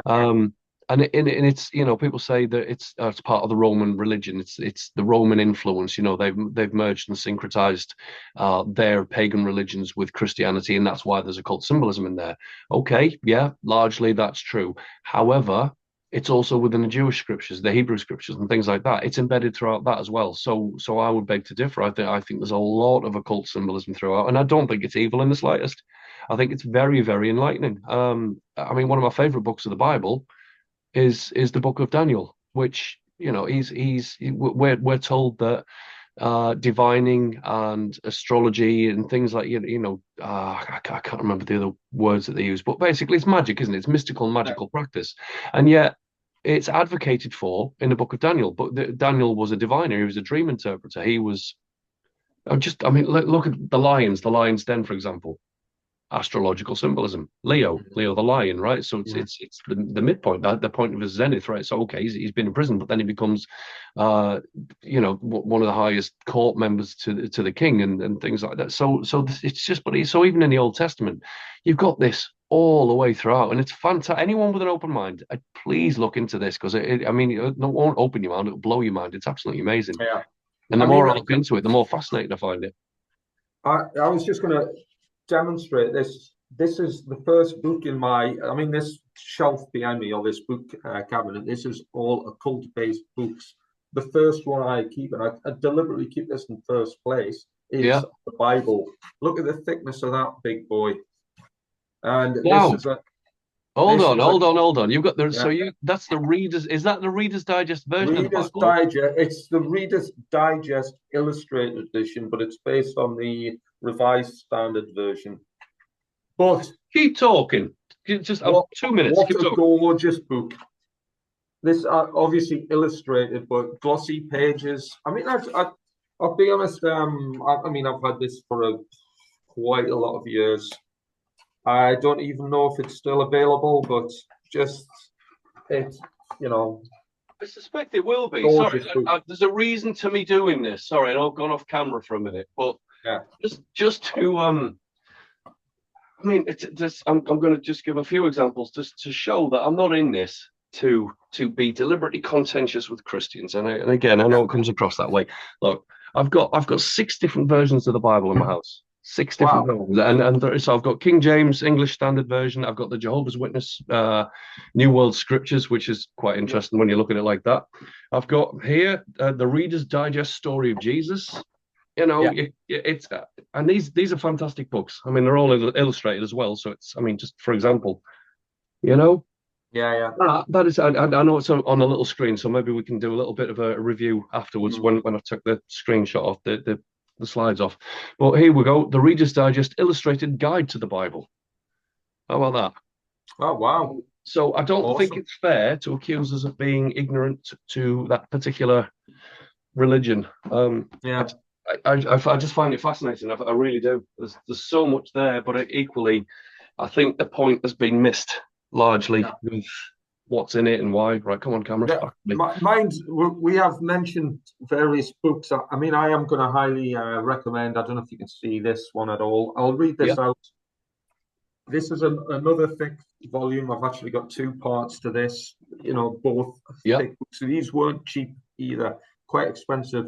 But this is a dictionary of the sacred languages of all scriptures and myths. Anyone who wants to decode and understand the Bible in more context in the Christian religion, definitely recommend this one. Um, so, you know, Well, there's more to meet the eye with, biblical allegories, etc. I'm going to make one more recommendation. It's behind me there, but I don't want to keep Mm. going off camera. I've got two. There's a guy called Alvin Boyd Kuhn. Well, I say a guy Oh, yeah, called. yeah, I mean, yeah, yeah, he's dead now. yeah, But he wrote a lot of stuff on the allegorical side of Christianity, a really in depth, really occulted yeah, subject, and he did such a fabulous job of bringing that to light. Unfortunately, he's a bit of a difficult read because he's very well, clearly an intellectual, but some of his works, some of his lectures that have been transcribed into chapters, that they can be a bit of a hefty read. You've got to be focused that day. Let's put it that way. But yeah, again, we can have a look at these books in at the end of the podcast if you like, or maybe part two, yeah, yeah. Mhm. just to give a review because again, there's some fascinating stuff out there. But anyway, right. I'm digressing. We've gone way Yeah. off topic. So I think we've covered the seven deadlies. No, we haven't. Of course, we haven't. We've forgotten greed. How could we? Oh, how could we? Oh, what have you done, Steve? You've It's forgotten. my favorite one. So, do you want to do? I can't remember who did the last one. Yeah, go on. I'm not sure, but I'll read this out, mate. Fair enough. Go on in. Greed. Go for it. Yeah. Greed, yeah, everybody's favorite seven deadly sin. Plus, it's fine. I'm sure. Self-indulgence, avarice, covetousness, other ways to describe it. So greed operates in much the same way as jealousy, covetousness, and selfish desire, leading to increasing demands for more and more, to the detriment of others, never being satisfied or fulfilled. Greed is most certainly a negative trait which is harmful to others in a number of ways, defined as a strong, insatiable desire for excess. Greed results in selfish behaviors. Before we continue again, so we have looked at this, and there is a common theme running throughout the seven deadly sins, which is excess. It's not being in control, not being balanced, not being mediated, if you like. Yeah, exactly. Being Yeah. out of control and out of Yeah. balance. So, and in fact, that word crops up here. So, if we are to balance out the equation, we can make a good case for greed being a stimulant factor for growth and production, perhaps even satisfaction once the desire has been fulfilled. Conversely, I would consider greed to be one of the most destructive elements of society and human behavior, and therefore willingly accept this as a sin if it results in theft or the violations of others' rights and freedoms. Yeah, I would agree with that as well. Thank you. I think I've got one more for this one. There you go. Synonymous with selfishness, a satanic tenet of service to self, even to the detriment of others, harmful behaviors. So again, and that's an important point there because you've mentioned the tenets of Satanism, and of course, number one, you could say it's been argued that selfishness, rampant selfishness, is the leading tenet of the religion known as Satanism. And again, I say religion, you could say ideology. You could I like that. transpose that word Yeah. as well. No, I like what you've done. I mean, effectively. Sorry to interrupt. Right. So Satanism is often misunderstood as being, so people think it's devil worship. People think it's worshiping, Satan, the entity known as Satan. It's not. I mean, the Church of Satan is almost entirely based around um, occult knowledge, yes, okay, but for selfish purposes, right? So the idea is that if they do something and nobody stops them, if nobody gets in their way and prevents it, then they see that as being an acceptable uh thing. I'm losing my words here. So it serves me right for interrupting, but I'm trying to be good here. There is a lot of wisdom to be found within the books of the Satanic Bible. I'm not advocating for it. I do not agree with the satanic tenets. I don't agree with self. I don't agree with selfishness or anything like that. What I'm saying is there's a lot to learn from it. I mean, if for anyone who's got a truly open mind, there's a lot in there that we could learn from. And I would say if the enemy's using it against us, perhaps it's within our best interests to look at that information, to see what they're doing and how they're doing it and why they're doing it.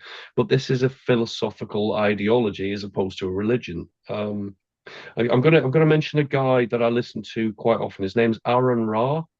I don't know if you're Yeah, familiar. I'm familiar with him. Yeah, I don't Yeah, watch. I've not seen any of his work for ages, but I am familiar with him. yeah. I mean, it's people either love him or hate him, but I like him personally. I'm probably going to get shot to shit for that one, but um, I think he does a lot of good presentations. I think he puts his point across well. I think he's reasoned. I think he's rational, and I think he argues really well. And he will often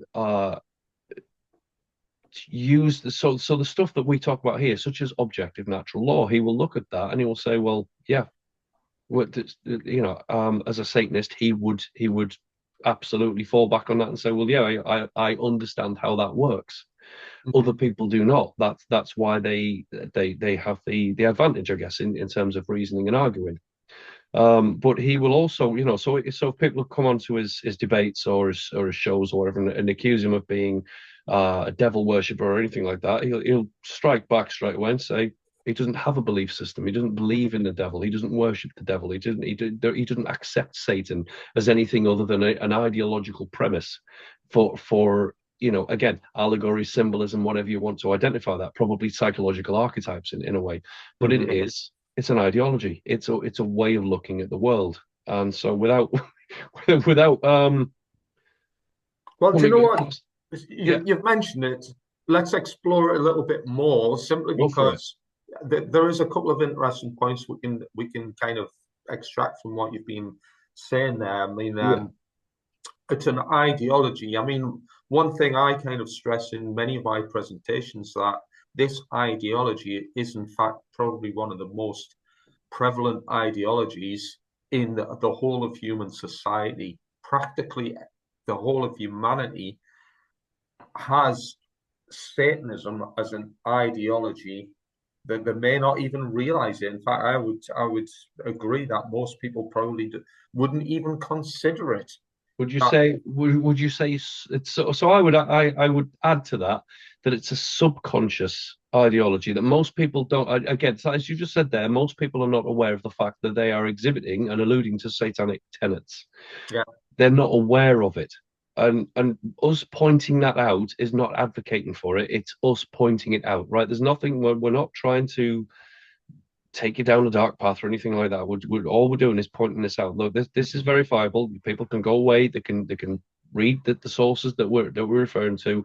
They can read that in the Satanic Bible if they're so inclined to do so. I mean, it's freely available in places like not freely available, widely available. Let's say leading bookshops. It's always there. You can always find it there. Read it in the shop if you don't want to buy it. If you don't want to contribute to their cause, if you like, fine. Read it in the bookshop and just sit yourself down and have a gloss through it. Well, Um, well, that kind of draws upon the second point I was going to make, which is if we understand the mindset and the ideologies of the people who are trying to subjugate us and to turn the world into a cesspit, then then essentially we can do, or we're in a better advantageous position to do something about it, something of a positive nature. And I mean, I'm a soldier, Nathan, I used to be a soldier. Yeah. So I understand that soldiering is about understanding how your enemy operate, what tools they use, what weapons they use, how their tactics, their techniques. And if you understand that and you understand their level of morale and their mindset, then you can be in a better position to do something about it. And we need to be able to do that. And again, I've got more books. This You've was got a written fair by, few there, Steve. you might not be able to see this. This is called Mind War. All right. Right. Okay. That's a This new one. was, yeah, well, it's quite an old book, but this was written by Michael Aquino, and you might have heard of that name. Yeah. Yeah. Yeah. No, He he's a was, dark character indeed, isn't he? I yeah, mean, he is the practicing Satanist as far as I'm well, aware. Well, I mean, I believe he's dead now, but he was not only a practicing Satanist, he established, I think it was called the Temple of Set, which Yeah. was a satanic cult, but he was also a colonel in the US Army, serving US Army, practicing Satanist, leader of a satanic cult. Mind War. I would recommend, or in fact, you don't need to read it because it's all taken shape. The last 6 years, we've seen pretty much every chapter of that book playing out. So again, if you don't know your enemy, you don't know what's going on in the world. Another one that was written by this, in fact, I'll put his face there. Yeah.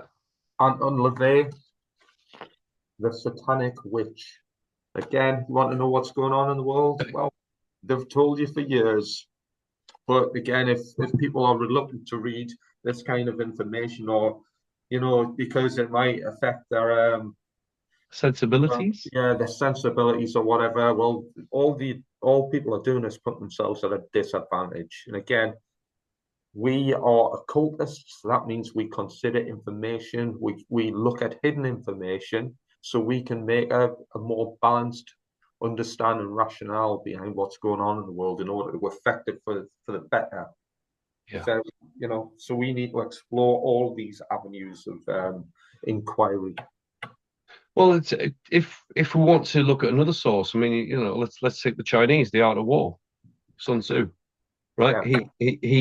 He is a massive advocate for know the enemies you know yourself, right? So if you know yourself, you'll I can't remember the exact quote, it's behind Mm. me. I'm being lazy.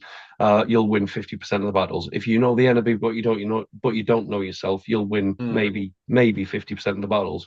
If you know the enemy and you know yourself, then you'll win 100 battles, right? So effectively, what we're saying here is no, we're not advocating for that ideology. What we're saying is become aware of it. Become aware of it. Look at the weapons that are being used against us societally. Look at how we're being manipulated. One of my favorite terms for the bad guys, the whatever you want to refer to them as, is the social engineers. Mm. That's their specialization. That's their expertise. They know how to manipulate and mold society. And we're looking at greed here. We're looking at the seven. I think we're on the seventh deadly sin of greed. Absolutely, they're taking advantage of that. Look at the absolute level of destruction that they have caused on this planet. Mm-hmm. They've taken forests down. They take things to excess. They mine to excess. They produce to excess. They've created materialism on a scale that's absolutely horrifying. All of these things have got us all hooked on uh, constant consumerism, to buy constantly, to want more. This is greed. This is an absolute out of balance psychological principle that they've tapped into. They've found our base desires and they sell it back to us. Yeah. And as a people, we can't get enough. Now, one of the things that's released me in recent years from, again, using the term awakening, right? One of the things that has assisted with that is being able to let go, is to be able to not want constantly, is to be able to go around and have a look at things and not buy it, to look at things on the internet, to look at things like, this massive consumerism, this materialism, this push for greed constantly, more, right? So it's being able to look at that and go, don't need it. Mm-hmm. And then looking at other people, I mean, you've just shown us a couple of books there, right? and I'm sure I'd love to stick my head in those books and have a read through them sometime. But I don't have the urge to go and buy them, right? I'm not going to immediately after this. I'm not going to say, all right, I need them, therefore I'm going to go and buy them all, Mm. because that would be one, greed. It would be irrational behavior. It would be excessive Yeah. wants, right? It's a desire. It's I would say that is potentially coming under the banner of mental health Mhm. instability, which is wanting it. We're going back into jealousy. We're going into greed. We're going into selfish desire and things like that. We don't Oddly need. enough, now that you mention it, buying, I mean, I don't do so much now simply because my bookshelves are, you know, Yeah, I bulging can't at the really comment. seams. That's just one of many. Yeah. Yeah, but I mean, I think your book collection's more impressive than mine, but There's a lot of things on there I don't think you'd be interested. There's a lot of history on there as well. fair enough then. So it's not all occult. So there's a lot of history books on there. I was going to say buying books was probably one of my um, self-indulgences, should we say? Yeah, Because, but absolutely. having said that, I could go on eBay and buy a book on the occult. I mean, the Satanic Witch, I think, was like £3 or something. So many of these things don't cost a lot of money. I mean, some books are coppers. I mean, one of the best books I think worth buying, of course, was this one. It So, absolutely is. so I'd obviously encourage everyone to read that and obviously buy it. Um, Well, it I mean, they would essentially be helping us out. But I mean, look, I know. So the Fake Awake podcast is based on the book. I mean, that bit's obvious. I think I've done a pretty good job. I've had a lot of good feedback for the book, especially from yourself, from Christine. From it. Look, I get a lot of praise for it. I've got a couple of criticisms, which is fair enough. But the point of me doing the book, I know it comes across as me attacking the truth movement. It's definitely got a little bit of that in there. But the point is that so the opening part is, look, this is the world. This is the problems that we have. This is how I recognize the problem. So I give a self in an introspective version of that. It's like, look, I made mistakes. I came into this from a different perspective to everyone else. I've got my own experiences. I had my own pitfalls, right? That's how I came into this information. Then I look at things like this. So what in this particular chapter, um, it's looking at I suspect perceived ideologies, perceived morality, and things like that, and then it's counteracting that with actual morality. How we can look at that from a critical perspective and say, well, are we right? Okay, and then it goes from that and it looks at psyops. So the seven deadly psyops, which I've gone into, of which religion is one. Right? I mean, the whole. I'm not on about any specific religion. Religion itself is a psyop. It's a very, very effective psyop, and I know it's going to offend a few people, and but just I'm not attacking any particular religion. I'm attacking all religions as a concept. Yeah. And so the idea of that was to try and snap people out of falling for very cleverly put together operations that stand us down as a movement, as a people, that delude us, that misguide us, that misdirect us. Right? There's a lot of misdirection. A lot of it's coming from the media. A lot of it comes from within our own movement. We've got a lot of toxic elements there that just can't seem to Mm. function from a rational perspective. And again, I'm not applying that to everyone. That would be ridiculous. But anyone, and so the second part of the book looks into the psychology of that. Why do we fall for psyops? Why do we fall for echo chambers? Why do we fall for the Dunning-Kruger effect and things like that? The whole point of this podcast, I suspect, the whole point of me putting the seminars on in the past, the whole point of me writing the book, is because I want people to realize that they've been had. All of us, we've all been had. We've all had a mind trick pulled against us. We've had the wool pulled over our eyes. We have been blinded You know by what? so I many. agree. And if I was to interject, I'm sorry to Yeah, interrupt no, you hey, there, please but carry on. I Yeah. mean, we've all been hoodwinked and tricked. I mean, I put myself at the top or the pinnacle of people who've been hoodwinked and tricked because I was a soul soldier, a soul dead individual who believed that, who once believed that murdering people from another land was an acceptable contribution to how society functioned. I mean, you can't get any more mind control than that. And I mean, I'm quite strong in my You could say criticisms towards the truth movement at Yeah. times, and I'm sure many people have. Well, we both are. I mean, Yeah, we've both got our issues with it. So, which is yeah. fair enough. But one of the reasons for that is simply because I don't want people to. I want to show people to, how to benefit from the mistakes I've personally made and contributed to the way the world functions. I Yeah, want to improve that state, and I've come to this conclusion through digesting millions of books yeah. over the years, and coming to a good firm understanding of things like natural law. And when I realized that this one aspect of understanding is almost omitted from the human population. I Just a mean, bit. Yeah, I I, mean, it's I don't why is even it think, hidden? yeah, I don't even think the truth movement, I might be mistaken, but the impression I get is mention natural law to the truth movement. And I mean, if people were being honest, how many truthers actually know what that means in much depth? Well, The impression I get, it's not particularly clear with a lot of people.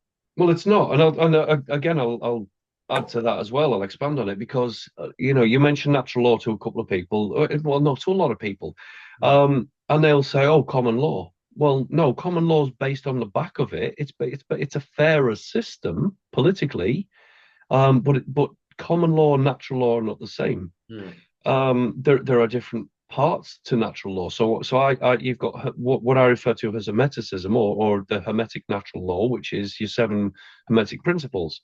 Um, Anyone looking into that those are natural laws. Those are provable, observable sciences, right? They're observations. You can apply it to everything. Just and again, we can go through them in another podcast. I think we've covered them in the first one of Occult Academy as well. But these are natural laws. But yeah, what we are referring to when we use the term natural law here, we're on about moral natural law, which is do no harm. It's about sovereignty. It's about being a balanced individual. It's about knowing thyself. It's about having control over yourself. About doing the shadow work, knowing your own psychology, knowing that you are a sovereign being in creation. But as good as that is, and it is good, it's your natural state is freedom, but with that comes a responsibility. With that responsibility comes a conviction. I do this, and I suspect you do as well. Not necessarily because I want to. I'm getting used to it slowly. I mean, I was terrified of going on camera. I'm terrified of standing up on the stage, but I do it because I've got a conviction that I know the world has a mm, problem. It's got a lot of problems, um, and I know that people are in a state of imbalance. And I can't sit back and not do anything, right? So I've got to face my fears now and put myself on camera and go on the stage and write books and have uncomfortable conversations and put myself in uncomfortable positions because there is a situation that needs our attention, right? It needs our attention collectively as a people, as a population. We are all affected by this, which means it's our problem, right? All of our problem. And if we're all affected by it, then we are now all responsible for doing something about it, which is why we're doing this. This is why I do this. It's why I'm trying to put this information out there. It's why I'm trying to raise the awareness of natural law, because it is the solution. I know people look at us and go, oh, yeah, but well, I've got a better solution. No, you don't. You might have something that fits in well with this. You might have something that works with it. You might have something that's equally as important as other aspects of this. But if we don't learn to do what is right, that's all we're doing. That's what this is. Cut it down to its bare bones.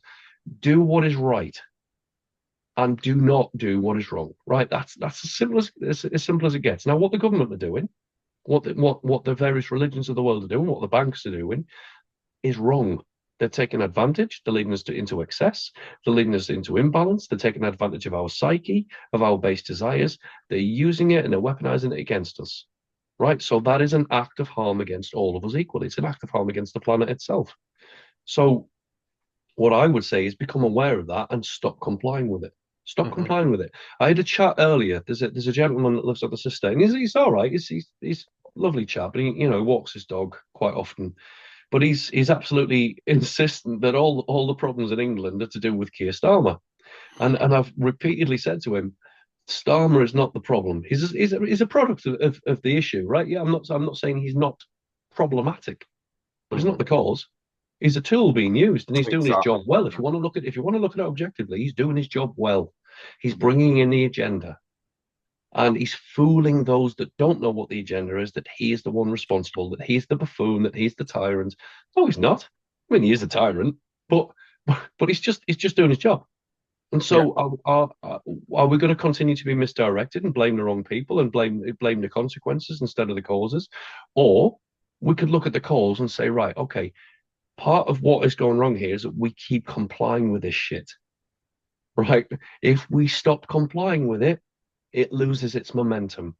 If it loses enough momentum, it's going to grind to a halt. And yeah, there's Yeah. going to be a period of discomfort for everyone, but it's a necessary period of discomfort. If you want to take down the old paradigm because it's harmful, you first got to become aware of it. Then you've got to start complying with it, and then you've got to start doing the right thing, and it'll grow. It will grow.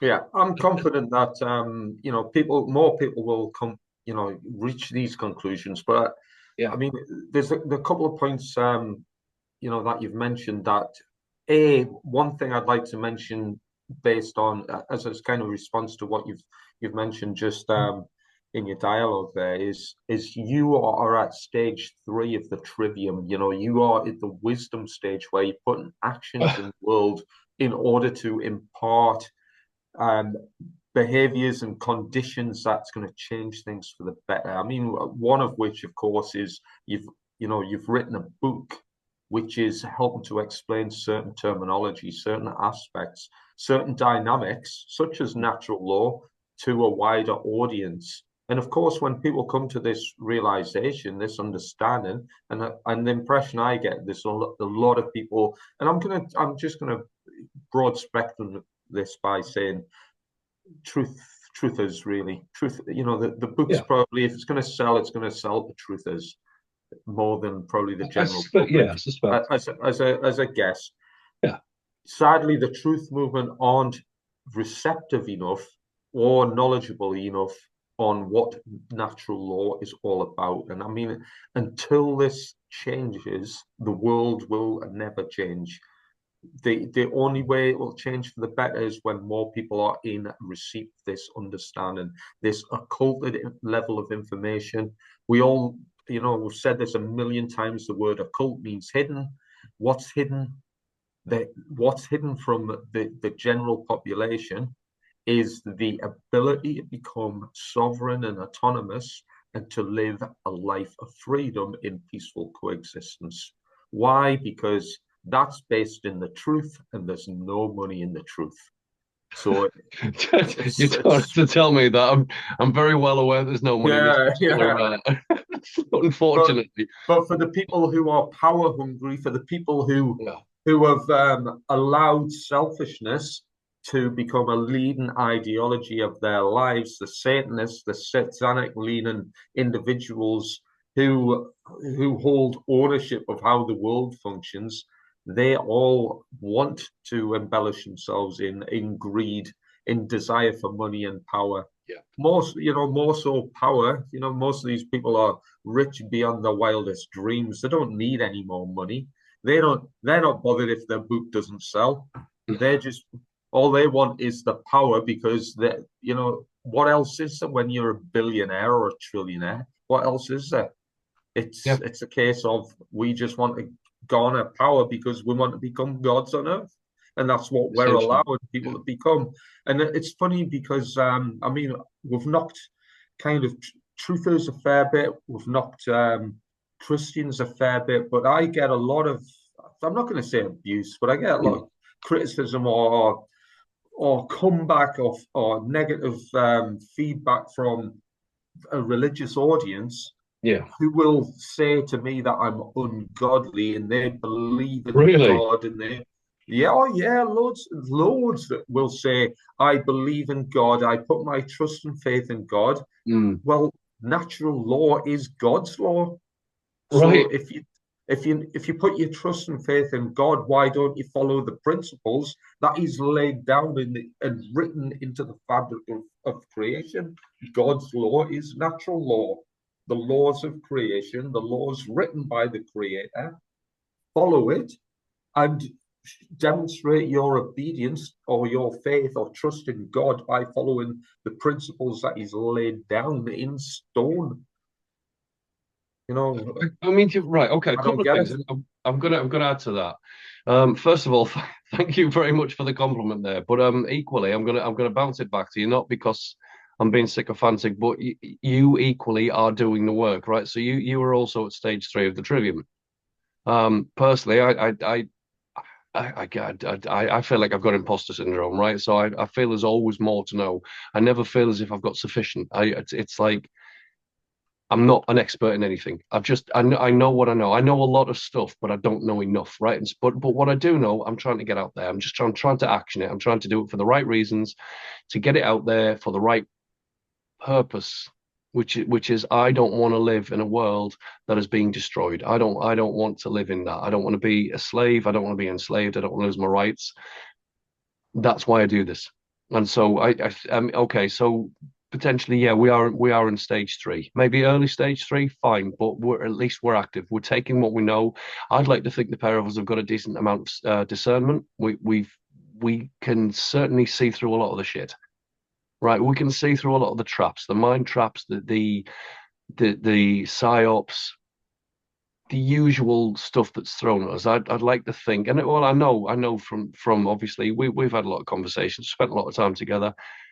I think we're pretty much on the same level, the same page. We know how to decipher the bullshit largely. And again, there's going to be things that we're going to fall for. It. We're human. Of I course. suspect I suspect there's always going to be something that we're going to fall for. Then we're going to get to the realization that we're wrong about that as well. But that's okay. That's okay because we're still learning. But at least we're active.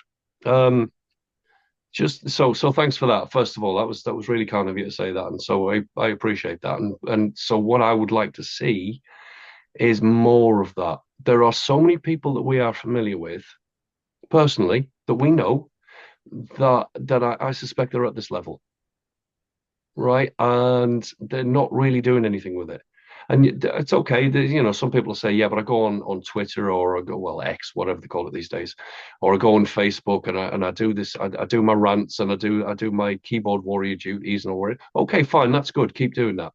Some people have got expertise in different arenas. Some people they're interested in the law. Some people are interested in psychology. Other people are interested in health and food and uh, foraging, things like that. Yourself, you've got a massive interest in survivalism and foraging and all of these things. Yes, they're absolutely vital to what we're talking about. It's vital. It's interesting. I think it's good for us on many levels, and it is all part of the solution, right? It is all like that grander scope of what can we do? Well, do something with what you know, and at the point where you become competent in what you know, at least to a level where you understand it, then start teaching others, right? Start then just have discussions, and I made the mistake sometimes. Well, I still do. I get aggressive with it and I don't mean to. It's just when I'm talking to people, people say you're being aggressive. And it's like, well, I'm not being aggressive.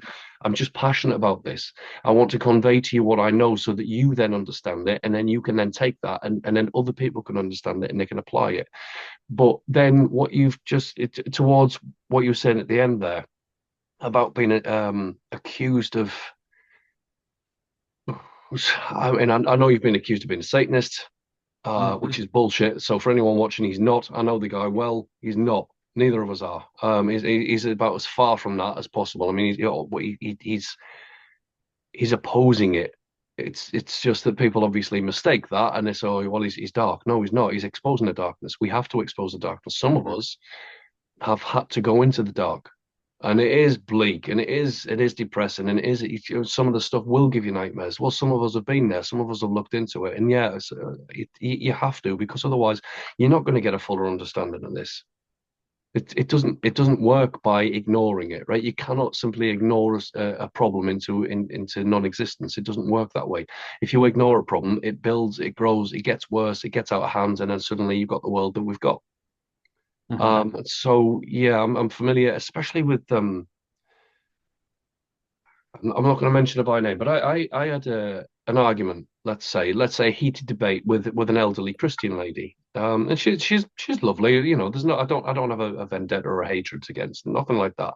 But I got into a debate about Christianity with her and about if God is good, is God all knowing, all powerful, omnipresent, things like this. In which case, why is evil persisting in the world, right? And so it was the usual arguments, and so I'm prepped for the usual arguments. So I knew the comeback to it, but I could feel myself getting drawn into it, and I was becoming aggressive. I was becoming more uh, passionate about it to the Mhm. point where I actually got something wrong. And because I got something wrong, because I misquoted something, that's now used against me. And Mm. but what I'm saying is we're all human. We all make these mistakes. But equally, I won the argument. I mean, it was a no contest. I won the argument. Just never accept that because people who are dogmatized, who are mind controlled by religion, by political ideology, by any ideology, that they will rigorously defend that blindly. It's blind faith, right? This is what Yeah. we're dealing with. And a lot of the times I'll say to people, you're coming at me with your religion, with your belief system, right? And I'll say, well, everyone believes in something. No, they don't. I don't believe in anything, right? And people say, well, of course, you have to believe in something. No, no, no. I either know something or I don't know it, right? If I was to say that I believe something, that's an admission that I don't know it, right? And I'm not happy with that. If there's something I don't know, I'll just say I don't know. If I have my own theories, I've got my own philosophies, I've got my own ideologies, I've got my own outlook, I've got my own perceptions as of you, and I'm happy to call them those things, and I'm happy to say that I could be wrong on any and all of those things, right? My mind's open, but it's guarded, right? It's discerning. Um, I have an ego. Guess what? So does everyone. I'm not even apologizing. Anyone who says you shouldn't have an ego, you've missed the point. Everyone's got an ego. It's an essential part of who we are, what we do. You can't be human without an ego. It's whether or not you're in control of it, or it's in control of you, right? So a lot of sort of the reason I'm bringing all this up is when you're arguing with somebody of a religious persuasion or a political persuasion, or somebody who let's say a health uh, outlook circa 2020 21, for example, that opposes what we've come to know. Mhm. Passion gets in the way, emotion gets in the way, reason goes out the window. And at that point, you're not arguing intellectually, you're arguing emotionally. You're never going to win. They're never going to win either, but equally, you can't win an argument from an intellectual, sorry, from an emotional standpoint.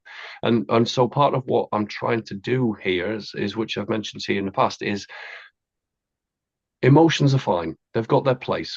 We're animals, right? We are that. We're never going to be separated from our emotions unless we're psychopaths, in which case, exception Yeah. in point. But if you're going to look at something as a problem, you need to look at it from an intellectual perspective. You need to look at it from a cognitive standpoint. And if you're going to argue and if you're going to reason and debate, then you need to do that intellectually, not emotionally, because otherwise it's not really a debate. It's not an exercise in intellectualism. It's an exercise in I want to be right because I want to be right because my feels might get hurt if not. Mhm. I want to snap us out of that collectively. That's the whole point of this. Because if we don't snap out of it, the problem persists and it gets worse. And then suddenly we're going to wake up one day and it's going to be a cross between Huxley's Brave New World and Orwell's 1984. In fact, I would say that we're 85% there anyway. And Yeah, massively. presently, I mean, yeah, we only have to look out the window today and see what's yeah, going on in the world to realize that something fundamentally needs to change in order for the direction of the world to change for the better. yeah, Now, historically, if we look at what's gone on over the last 6 years, I'm kind of aiming this towards truthers, again, simply because the kind of people would probably going to tune into our mm, podcasts, etc., or read our books are going to be kind of yeah, truthers. Truthers kind of think they know everything or they know how this all functions. And I mean, I'm not going to argue the toss. I'm going to just state a fact based on truth and principle that they simply do not. A lot of them, you've mentioned the word belief. A lot of people yeah, are in this state of belief. Now, belief is the acceptance of something without without fact. You yeah, know, yeah, I absolutely. believe in I believe in such and such a statement in the Bible or based on again, it's almost like a feeling that Well, I they might totally resonate with disagree it. I to. mean, Yeah, yeah, which is fair enough. I can resonate with something, but equally, I can know that it might not necessarily be true, yeah, right? Or even right, but I can still resonate with it. I can still understand it. yeah, exactly. That's fine. I get that. Again, we're human, right? With this is what we do. Yeah, But but we can, a lot of beliefs aren't actually, they're not drawn upon finer detail. We exclusively talk about occult level information, mhm, and again, that's all it is. It's information. Accept it, don't accept it. Um, you know, but a lot of what we kind of uncover and talk about is based on truth and principle, yeah, not beliefs, not hearsay, not dogma, right, not erroneous notions, truth and principles. If we can, if or rather, if more people can focus their efforts on truth and principle, understanding things like causal factors, yeah, principles that, massively important. yeah, if we can get to the bare roots of problems, causal factors by analyzing and discussing and drawing out truth and principle from the equation, then we can focus our thoughts, emotions, and actions on these truths and these principles and make the world a better place. If we don't, if we want to Amen. go by belief and erroneous or dogmatic notions, then we cannot focus an effort, um, for the betterment of not necessarily for the betterment of the human race as a whole. So I, and I'm sure you're the same, Nathan. I advocate for eradicating belief as Yeah, much as possible. yeah, And I'm not just talking about religious belief, but you could say a lot of things that are focused upon belief are religions. And again, you and I both know that religion doesn't just cover the Abrahamic faiths and traditions. It's also things like the belief in government, the belief in authority, the yeah, belief in money, all of these, the belief in science, all of these things are belief systems, or, many of these things are based upon belief where we accept things at face value blindly without the input of truth and principle. Um, if we are focusing our mind upon belief, we don't have the capacity for self ownership based upon truth and principle. It's yeah. it's simple dynamics at the end of the day, and again, some of these words might sound a bit flowery or a No, bit. I think, mate, I think you're absolutely, you're explaining it very clearly, precisely, on point. No, you carry on. It's It's brilliant. a bit like, I mean, we've talked about the seven deadly sins, which we've kind of exposed aren't necessarily sins, they're just transgressions of emotions that we need to Yeah. be to be able to be in command of. If we can command our own internal emotions because we can think truth and principle and logic with logic and reason, Yeah. we can then output behaviors based on truth and principle. And Right. again, if we can do that in a larger capacity, i.e., the truth movement, and let's face it, people in the truth movement are generally, more studious than the average person. They're not just vegetating, watching the football and listening to the garbage that is spouted in the news. These people are looking into things, whether it's watching YouTube videos such as Fake Awake podcasts or reading awesome books like Fake Awake.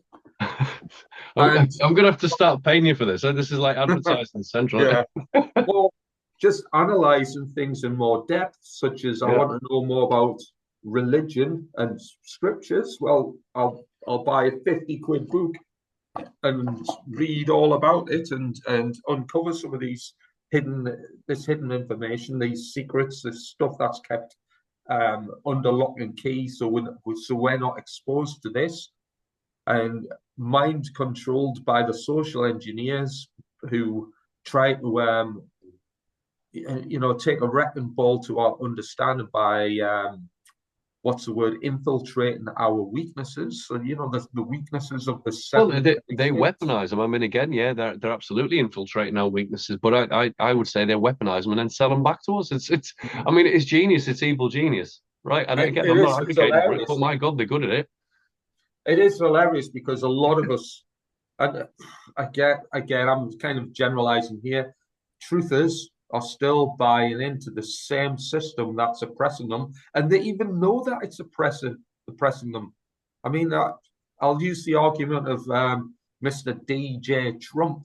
Many people still kiss his ass and worship him. They do as well. The guy's the Antichrist. Yet, well, he's one of many antichrists. Yeah. But again, I would be publicly flogged by people in the truth movement for just mentioning his name in a derogatory manner.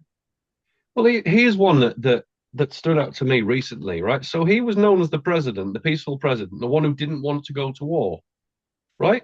This is this is one of the things that the Trumpeteers would always say, that Trump, oh, he's a peaceful, he doesn't want war. He's in his the whole of his first term, all he did was stop wars, and he doesn't want to do it. And then so okay, then he gets in for a second term, and he goes and attacks what? How many countries is this? Four? Four? I mean, Parts of the Iceland. I Western mean, okay, Hemisphere. he's not attacked Iceland yet, but it kind of is. It's a takeover bid. Yeah. I mean, But that's part of that's part of Agenda 2050. That's part of their roadmap. They yeah, want Iceland to be part of, is it Iceland or Greenland? I'm getting confused here. Oh, Greenland. is it Look, Greenland? I mean, the clues in the name, they've changed. He's changed the name of the Department of Defense to the Department of War. I mean, how more obvious does it need to get? I Yeah, mean, I used to be a soldier, and I want to abolish all armies in all nations. I yeah, want to abolish all police forces and all governments. That's the level of understanding I'm at. I'm yeah, not saying everybody should instantly agree with me just based upon what I've come up with there, but I can guarantee put enough thought and effort into a cult level understanding, you'll come to that kind of explanation for yourselves. yeah. But I understand that all wars are complete bunk, or only and propagated by social engineers in order to make a certain certain levels of society extremely wealthy and powerful. That's all it's ever been. Yeah, Well, I so I mean, fought for that. I would argue and say it's more about control than that, and that the wealth and resources is a tool to acquire that control, rather than a lot of people say, oh, it's all about money. No, it's not. They don't really give a shit about money. They just what they give a shit about is that they've always got more than you have, right? I mean, so it's, I mean, compared to you and I, Steve, I mean, it's insurmountable wealth that they're accumulating. Yeah, It's that's not for just our benefit. crazy amounts. Yeah. Well, public servants that we elect that threaten that, not a chance. They don't stand for me. They don't even care about us. Mm-hmm. I care, Yeah. you care, and yet we're borderline bloody destitute. I mean, okay, we're not. It's not maybe not Yeah. that bad, but Well, yeah, again, I mean, don't get me wrong. I'm not going to knock back if somebody give me a suitcase full of $100 bills. I'm not going to knock it back. But I literally could not care less about money. I don't wake up every morning and think, oh, what can I do to earn money? In fact, I want to do less, to be quite honest, in terms of work. I mean, I barely do much work at the moment, and I almost feel as if I'm doing too much work. I'm like a part timer, and sometimes I get stressed out with the workload I've got.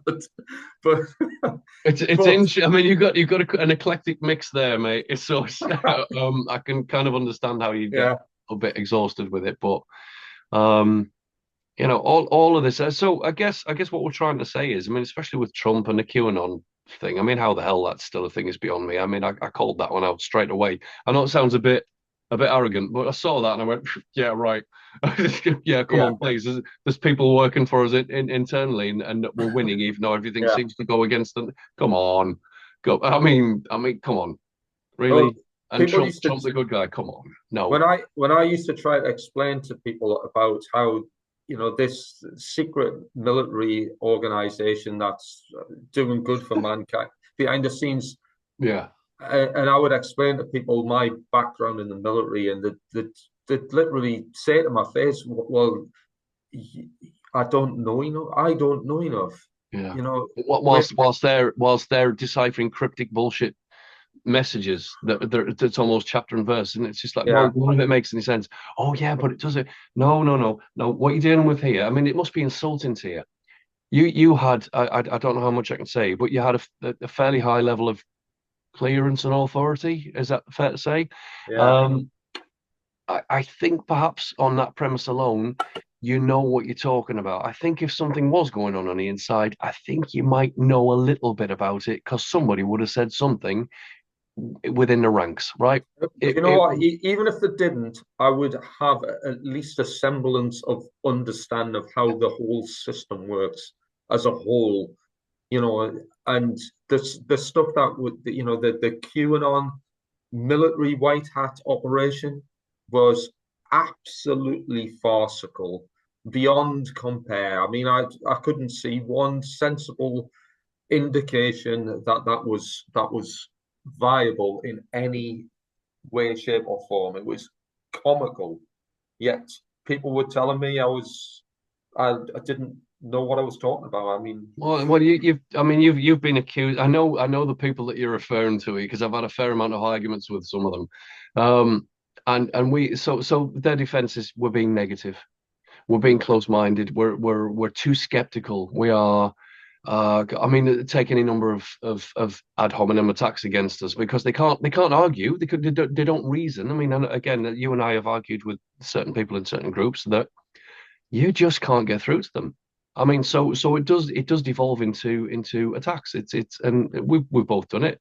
Both sides. What I'm saying is, we've called them stupid and they've called us oh yeah, naive and closed-minded and skeptical and negative yeah, and all of that. But it's not. I mean, I would love there to be. I'd love them to be right. It would be great. Unfortunately, common sense dictates that it just doesn't work that way, and that's not me being negative. It's me taking a piece of information and saying, well, there is nothing to back that up. It's counterintuitive. It's counter-intellectual. None of it is rational. I would rather look for real solutions, and there are people out there. I'm going to mention Bowler Hat Farmer. I don't know whether you're familiar with Mark. I mean, I've never spoken to him personally, but I know of him. I've Mate, seen some of his I podcasts. mean, I've got a podcast with him tomorrow. Mm, He is an absolute inspiration. He's doing shit, right? mm, And there's no bullshit to it. He goes into the room, he goes into these question and answer sessions, and people say, "Oh, you're doing that wrong," or he'll just give them, if they're wrong, and say, "Well, I'm sorry, but you're wrong. It doesn't work that way." But he's actually doing something. He's leading something, and yet the support is lacking from that. Where's the conviction to back him up? We need people to start backing actual. I'm going to call them leaders. That's going to probably offend a few people. Movement leaders, right? We need to reinvigorate the truth movement, and I would say forget the truth movement. I'm about freedom. mm. We lost the battle for truth. Right, we lost it. They've got that one. They claimed it. The battle for freedom, though, that's still here. That's still active. We don't get to stand down from this. We don't get to walk away from it. And mate, there's times where I've just said, I mean, just before Christmas, I said, "Fuck it, fuck everything. I'm done." Right, because I get frustrated, and I think it's Yeah, it's fine. I'm probably going to get frustrated again. I'm probably going to do it a couple of more times. But yeah, we me too. don't. Well, yeah, but we don't get to back down. We don't get to walk away from the situation. One of the sorry, I know it seems like I'm going off on a tangent, but I've got somewhere to take this. You mentioned earlier about purpose, and twice in the book, I think the opening chapter goes into the mouse utopia experiment, the Dr. Calhoun's Universe 25, where basically everything was provided for the mice and the civilization. It grew, thrived, and then descended into chaos, anarchy, and then it just wiped itself out, right? It's equatable to what's happening now. And at the end of the book, I've used everything in the book to say, look, there's an example of the fact that we're not learning from this. There's an example that we're in the mouse utopia. There's an example, this is what happened there.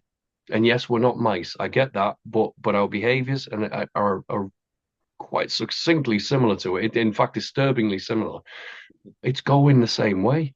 I don't want that. The reason I use the mouse utopia as the example is because we can avoid it, we can stop it. But we can't stop it if we keep holding on to rigid beliefs and dogmas, right? I mean, what is a belief, right? A belief, you mentioned it earlier, it's blind faith. I would take it further and say that if a belief is a self-deception, it's self-deception. And again, okay, maybe we're abnormal because we don't adhere to belief systems. I don't. People say you have to believe something. No, no, no, it doesn't. I acknowledge things, I know things, and there's things that I don't know. I can theorize and I can have an opinion. I absolutely refuse to give myself over to belief systems because it's a delusional way of my you are giving your mind over to somebody else. Yeah. And whether that be the media, whether that be church, whether that be state, whether that be the banks, don't care. I'm not happy to give my mind over to them. They don't get that privilege anymore. They had my mind before I woke up. They're not having it anymore. Exactly. And if everyone could come to this, and again, these petty disputes, these little arguments that we get into about the white hats, about whether Christianity is true or not, about whether the Earth's flat or not, they're petty disputes. It doesn't matter. Mm-hmm. What matters is unification under freedom, right? It's freedom under natural law, because that's what we're all fighting for. If we don't have freedom, we've got nothing. Mm-hmm. If you don't have freedom of speech, you can't speak, right? You can't message, you can't communicate. You've already lost. You don't have freedom of movement, you can't escape anywhere. You can't go anywhere. You can't. That's a sovereign right that you have under. It's a law in place. It's God's law, isn't it? We all have the right to freedom and sovereignty, Mm-hmm. and yet we give it away. We give it away because we allow ourselves to be ruled and dictated to. We allow our minds to be taken over by corporations and banks, etc., etc. I'm not happy for that. We need Yeah. to snap out of the petty disputes, snap out of the psyops. I know it upsets people, I know it offends people, but what's more important to you? You want the ability to have your beliefs and to speak about them freely without attack, or do you want to be told what to believe? Do you want to be told how you can behave? Do you want to be told where you can and can't go? Do you want to be told what you can and can't buy? Because that's where this is headed. Ultimately, that's what this is. And they're reaching endgame, and okay, yeah, they are reaching endgame. They're very close to their objectives being completed, but we can still stop it. Yeah, I It agree. will be stopped. Yeah. Even just before they tick the last box off, we can still stop this. We can reverse it, but we've got to snap out of the selfish Yeah. behaviors, the indulgent behaviors, the excess, the imbalanced behaviors. We've got to, again, all these petty disputes that we have, they've got to stop. It's not important. Yeah. The whole flat Earth thing to me is it's genius. It's genius. What has it done? It's turned people against their own type of people. It's turned us against ourselves. It is one of the strongest arguments. Or is it? Yeah, is that the right word? It's usually a very strong argument when there's that dialectic is exposed in let's just say truth circles. Oh no, I mentioned circle. Oh no, I'm going to get wrong. It's flat. But it is, isn't it? It's one of the strongest leading argument. Well, death. Is it? I don't know. Religion's another one, but I agree entirely with what you're saying there. When we're focused upon belief, even if it's a fragment of belief, what we're not doing is we're not focusing upon the things that really will matter. Now, I mean, obviously, we advocate and mention natural law a lot simply because there's only two laws. There's two laws in the universe. One of them is natural law, and the other one is just bogus, make believe, inauthentic Mickey Mouse man's law in whatever format that might be, whether it's common law, whether it's maritime law, whether it's any other format of law. Even policy, even just Yeah, rules and policies, it's still subjective. It's still morally relative. It's not an exactly. objective right or wrong.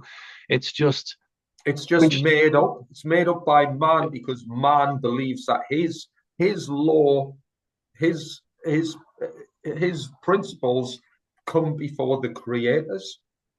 partly because A, they probably don't understand them in the first place, which is something that we need to do on a bigger scale to educate people onto the laws of God, Yeah. which are simple. They're very, very simple. And I know we've probably exposed it in other podcasts and we will do in the future, Yeah. but they're very, very simple. But we have to convolute that understanding by coming up with something that's so complicated that only a select few individuals can understand it and apply it in order to claim ownership over people who are that trapped in bogus beliefs that they Yeah. can't even claim possession of their own minds. Right.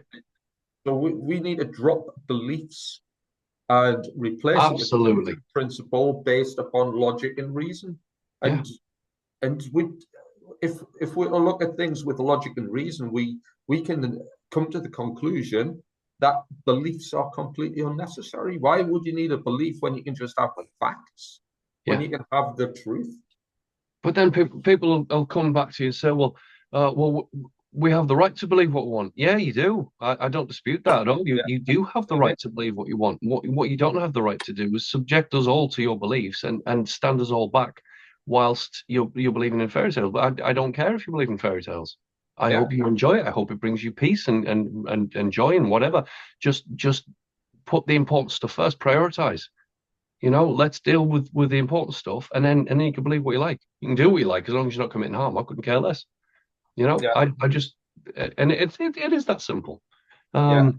But anyway, Well, I used to, do you know what? Just to kind of finish off on beliefs there, I used to believe that I was doing a good thing when I was a soldier, and it took me several years. I'm going to guess in a minute, probably about 3 years hmm, of digesting natural law material for yeah, laying it on thick to come to an understanding that my belief was incorrect. I was I was on the wrong side of history, even though let's say I joined as a soldier for the right reasons, thinking I was doing the best thing for mankind. I came to an understanding through understanding natural law that I was entirely wrong, and I had misguided judgments based on it. That's not just my own judgments, but social pressures and social conditioning to lead me to that incorrect conclusion. I would never, if I hadn't have had somebody like Mark Passio, for example, with his very firm, teachings on natural law material, I probably never would have come to that understanding. But mate. it's just, There's just to add to that. Look, I've had moments where, I mean, so I think the world of David Icke as well, right? And I know a lot of people are like, oh, he's a shill. No, he's not. Just do a little bit more research. He's not. But anyway, believe what you want. Anyway, so the reason I say that is because sometimes I'd watch a David Icke presentation, I'd watch a Mark Passio presentation or a seminar, and they'd say something, and I'd if I was, let's say, um, trained to think the opposite, or through societal pressure, through parents, family, friends, all of that, I would have my personal beliefs and ideologies at the time. And I'd be like, no, you've got everything right, but you're not right about that, mm, right? And then you'd realize that you're doing the thing that they're telling you that the problem is, right? They pointed out to you, it's like, oh well, this is what happens when you're not thinking clearly, and it leads to that. And then you come away and you go, oh God, I've just done the very thing that I'm priding myself on not doing. I'm not being a critical thinker. I'm not being impartial. I'm not being balanced. I am falling back on my belief systems. All right, okay, then you've got, it's got to be an honest, you have to be absolutely brutally honest with yourself, and you go and you say, well, actually their information does stand up to scrutiny. I know it goes against what I thought, but I'm wrong, and it does something to you. And it's not bad. It's really not bad. It unlocks something inside mhm. your very psyche. It switches, and it's just like, oh, I'm wrong. Oh, that's okay. I'm wrong, because if I'm wrong about that, then it means that my ideology is also erroneous. Not all of it, but some of it. And some of the bad stuff that you thought was going to happen, or that you believed was, some of that, then it dissolves, it goes away. And I'm not saying the problems go away. I'm just saying that sometimes that makes you breathe internally. I mean, sometimes when I get shit wrong and I sit back and I go, oh, thank God for that. Right, okay, right now I can think clearly. Now, the other thing that I couldn't quite get past, the cognitive dissonance that it brings, the other thing that I couldn't quite get my head around, Hmm. that I was struggling with, now it makes sense, which means that the thing next to that now also makes sense, right? And Yeah, so this is a learning curve, right? This is actual critical thought. This is actual development of your brain. This is neurological pathways going. Fucking hell, we've got a multitude of locations to go to here, and we've got a number of paths to take, right? That's your brain's firing off at this rate, yeah, and then the growth really begins, which is why I mean, Paul English, again, another friend of ours, he will often say to me, he loves it when he's wrong. He loves getting shit wrong because it means he's going to learn from that, and he's open to it, and he doesn't give a shit. He gets shit wrong all the time. That's fine, hmm and he admits it, and he's open to it, and it's like, right, well, I can learn from that now. That's good. I'm happy to do that. If we can accept being wrong, again, it's another human trait. We all do it. We all get shit wrong, right? It's normal. It's an acceptable thing.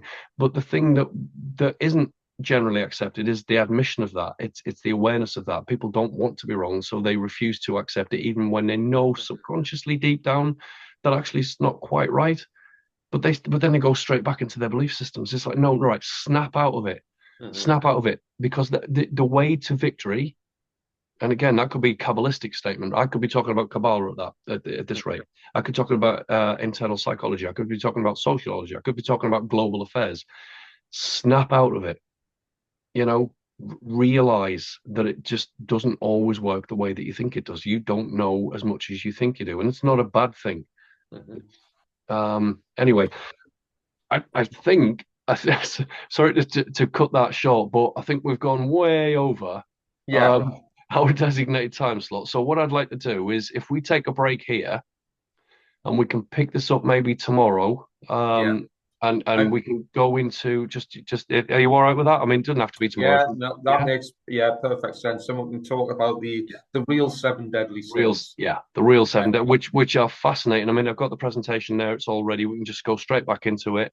yeah, Um, makes sense. Have this like as part one and part two, yeah. or you know, however you want to play it.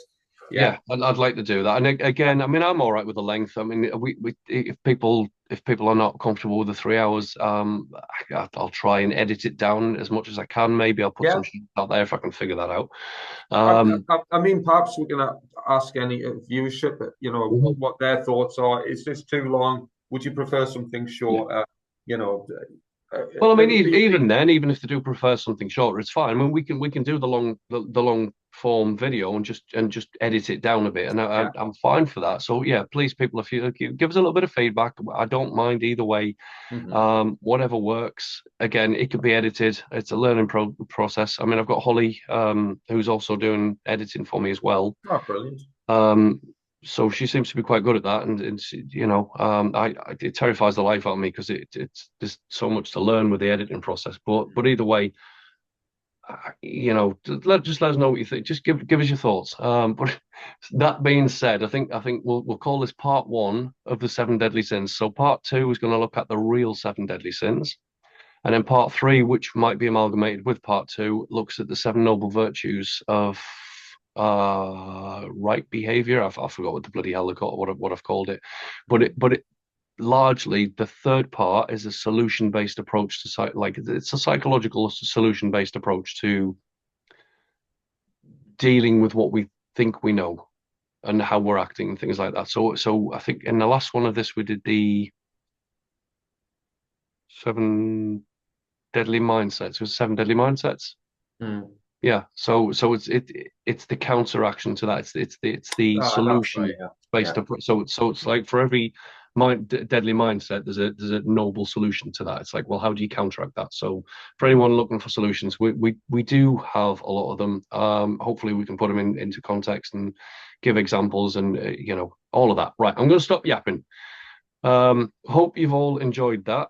I think it's been a great conversation. I yeah. hope people can relate to the presentation. There will be more. We'll follow this up as soon as possible and get it out. I know it's a bit long, but I want to finish this segment before moving on to the next one because there's a ton of stuff that we can go into. We've got another Occult Academy podcast coming up as well. So there's a load of subjects I want to go into for that. Some of them might not seem occulted. One of the people in our Occult Academy group has put a brilliant article up on critical thinking and mind traps and cognitive biases. And I'd like to go into those points because Muradin, I don't know how you pronounce it, but very, very well done in the way that he's done. I'm very impressed with it. I love the way he's put. Oh yeah, he's a really into. I'm guessing it's a guy, really I suspect intelligent. so. Yeah, well, Yeah, he's got a wizard. In fact, it's a wizard with a green. I It's think me. that's what Oh, that word. it's not me. I think But that's a Welsh word for wizard or something. I mean, hopefully that can be corrected, but I'm sure it's something like that. But yeah, yeah, he put some brilliant stuff on our group. yeah, The it does Occult really, Academy. really. Yeah. So, but anyway, right. Well, should we call it a halt there because I think we've gone over the 3 hour mark. Whoops. Um, so yeah, please join us for the next bit. We will put part 2 out in the next couple of days and part 3, and then we'll get onto an Occult Academy podcast as well. And so And get some guests fired up as well. I'm working on it. You know, I'm working on now it. that New Year and Christmas is over and done with, Yeah, let's hammer some stuff out. yeah. So I think yeah, and again, I'm quite positive about this. I think we can make a positive impact here.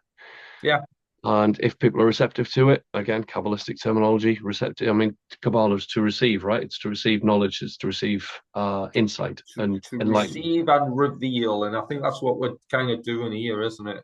Yeah, hopefully, Yeah, hopefully. yeah. So that being said, Steve, thank you very much for joining us. Hey, Well, I cheers, say mate. thanks for joining us. It's your podcast as much as it is mine. So, um, Yeah, it's and been good. It's been good yeah, chat, mate. I've thank you. enjoyed the discussion tonight. Yeah, me too. It's been fun. We'll continue it as soon as possible. So if you're free tomorrow, we'll continue that and get that out. And so for anyone watching, thanks. If you've made it this far, you're a legend because most people don't. So maybe that's another reason we need to edit the videos down. But if Yeah, you've made it this far, you're a legend. Any chance you could promote our videos far and wide because I genuinely think we've got some really good content here and some good points and yeah. well, we'd really appreciate it. And give us a like, subscribe, all the usual stuff. I don't want to really hammer that too much, but it would help. Have a look in the description if you want to make some donations to us. There's a little link to a coffee. I don't know, it's an app or a website, but anyway, I've got a name in there. So if you want to make a donation, please do. It's greatly appreciated. Other than that, thanks for watching. We hope you stick with us longer and that you've enjoyed it. Mm-hmm. That being said, sod off. It's time for you to go. All right. Cheers, Steve. Right. Cheers, mate. It's all right, buddy. Cheers, mate. And well, I'm saying cheers. I don't know where the end recording button is. I think I found it.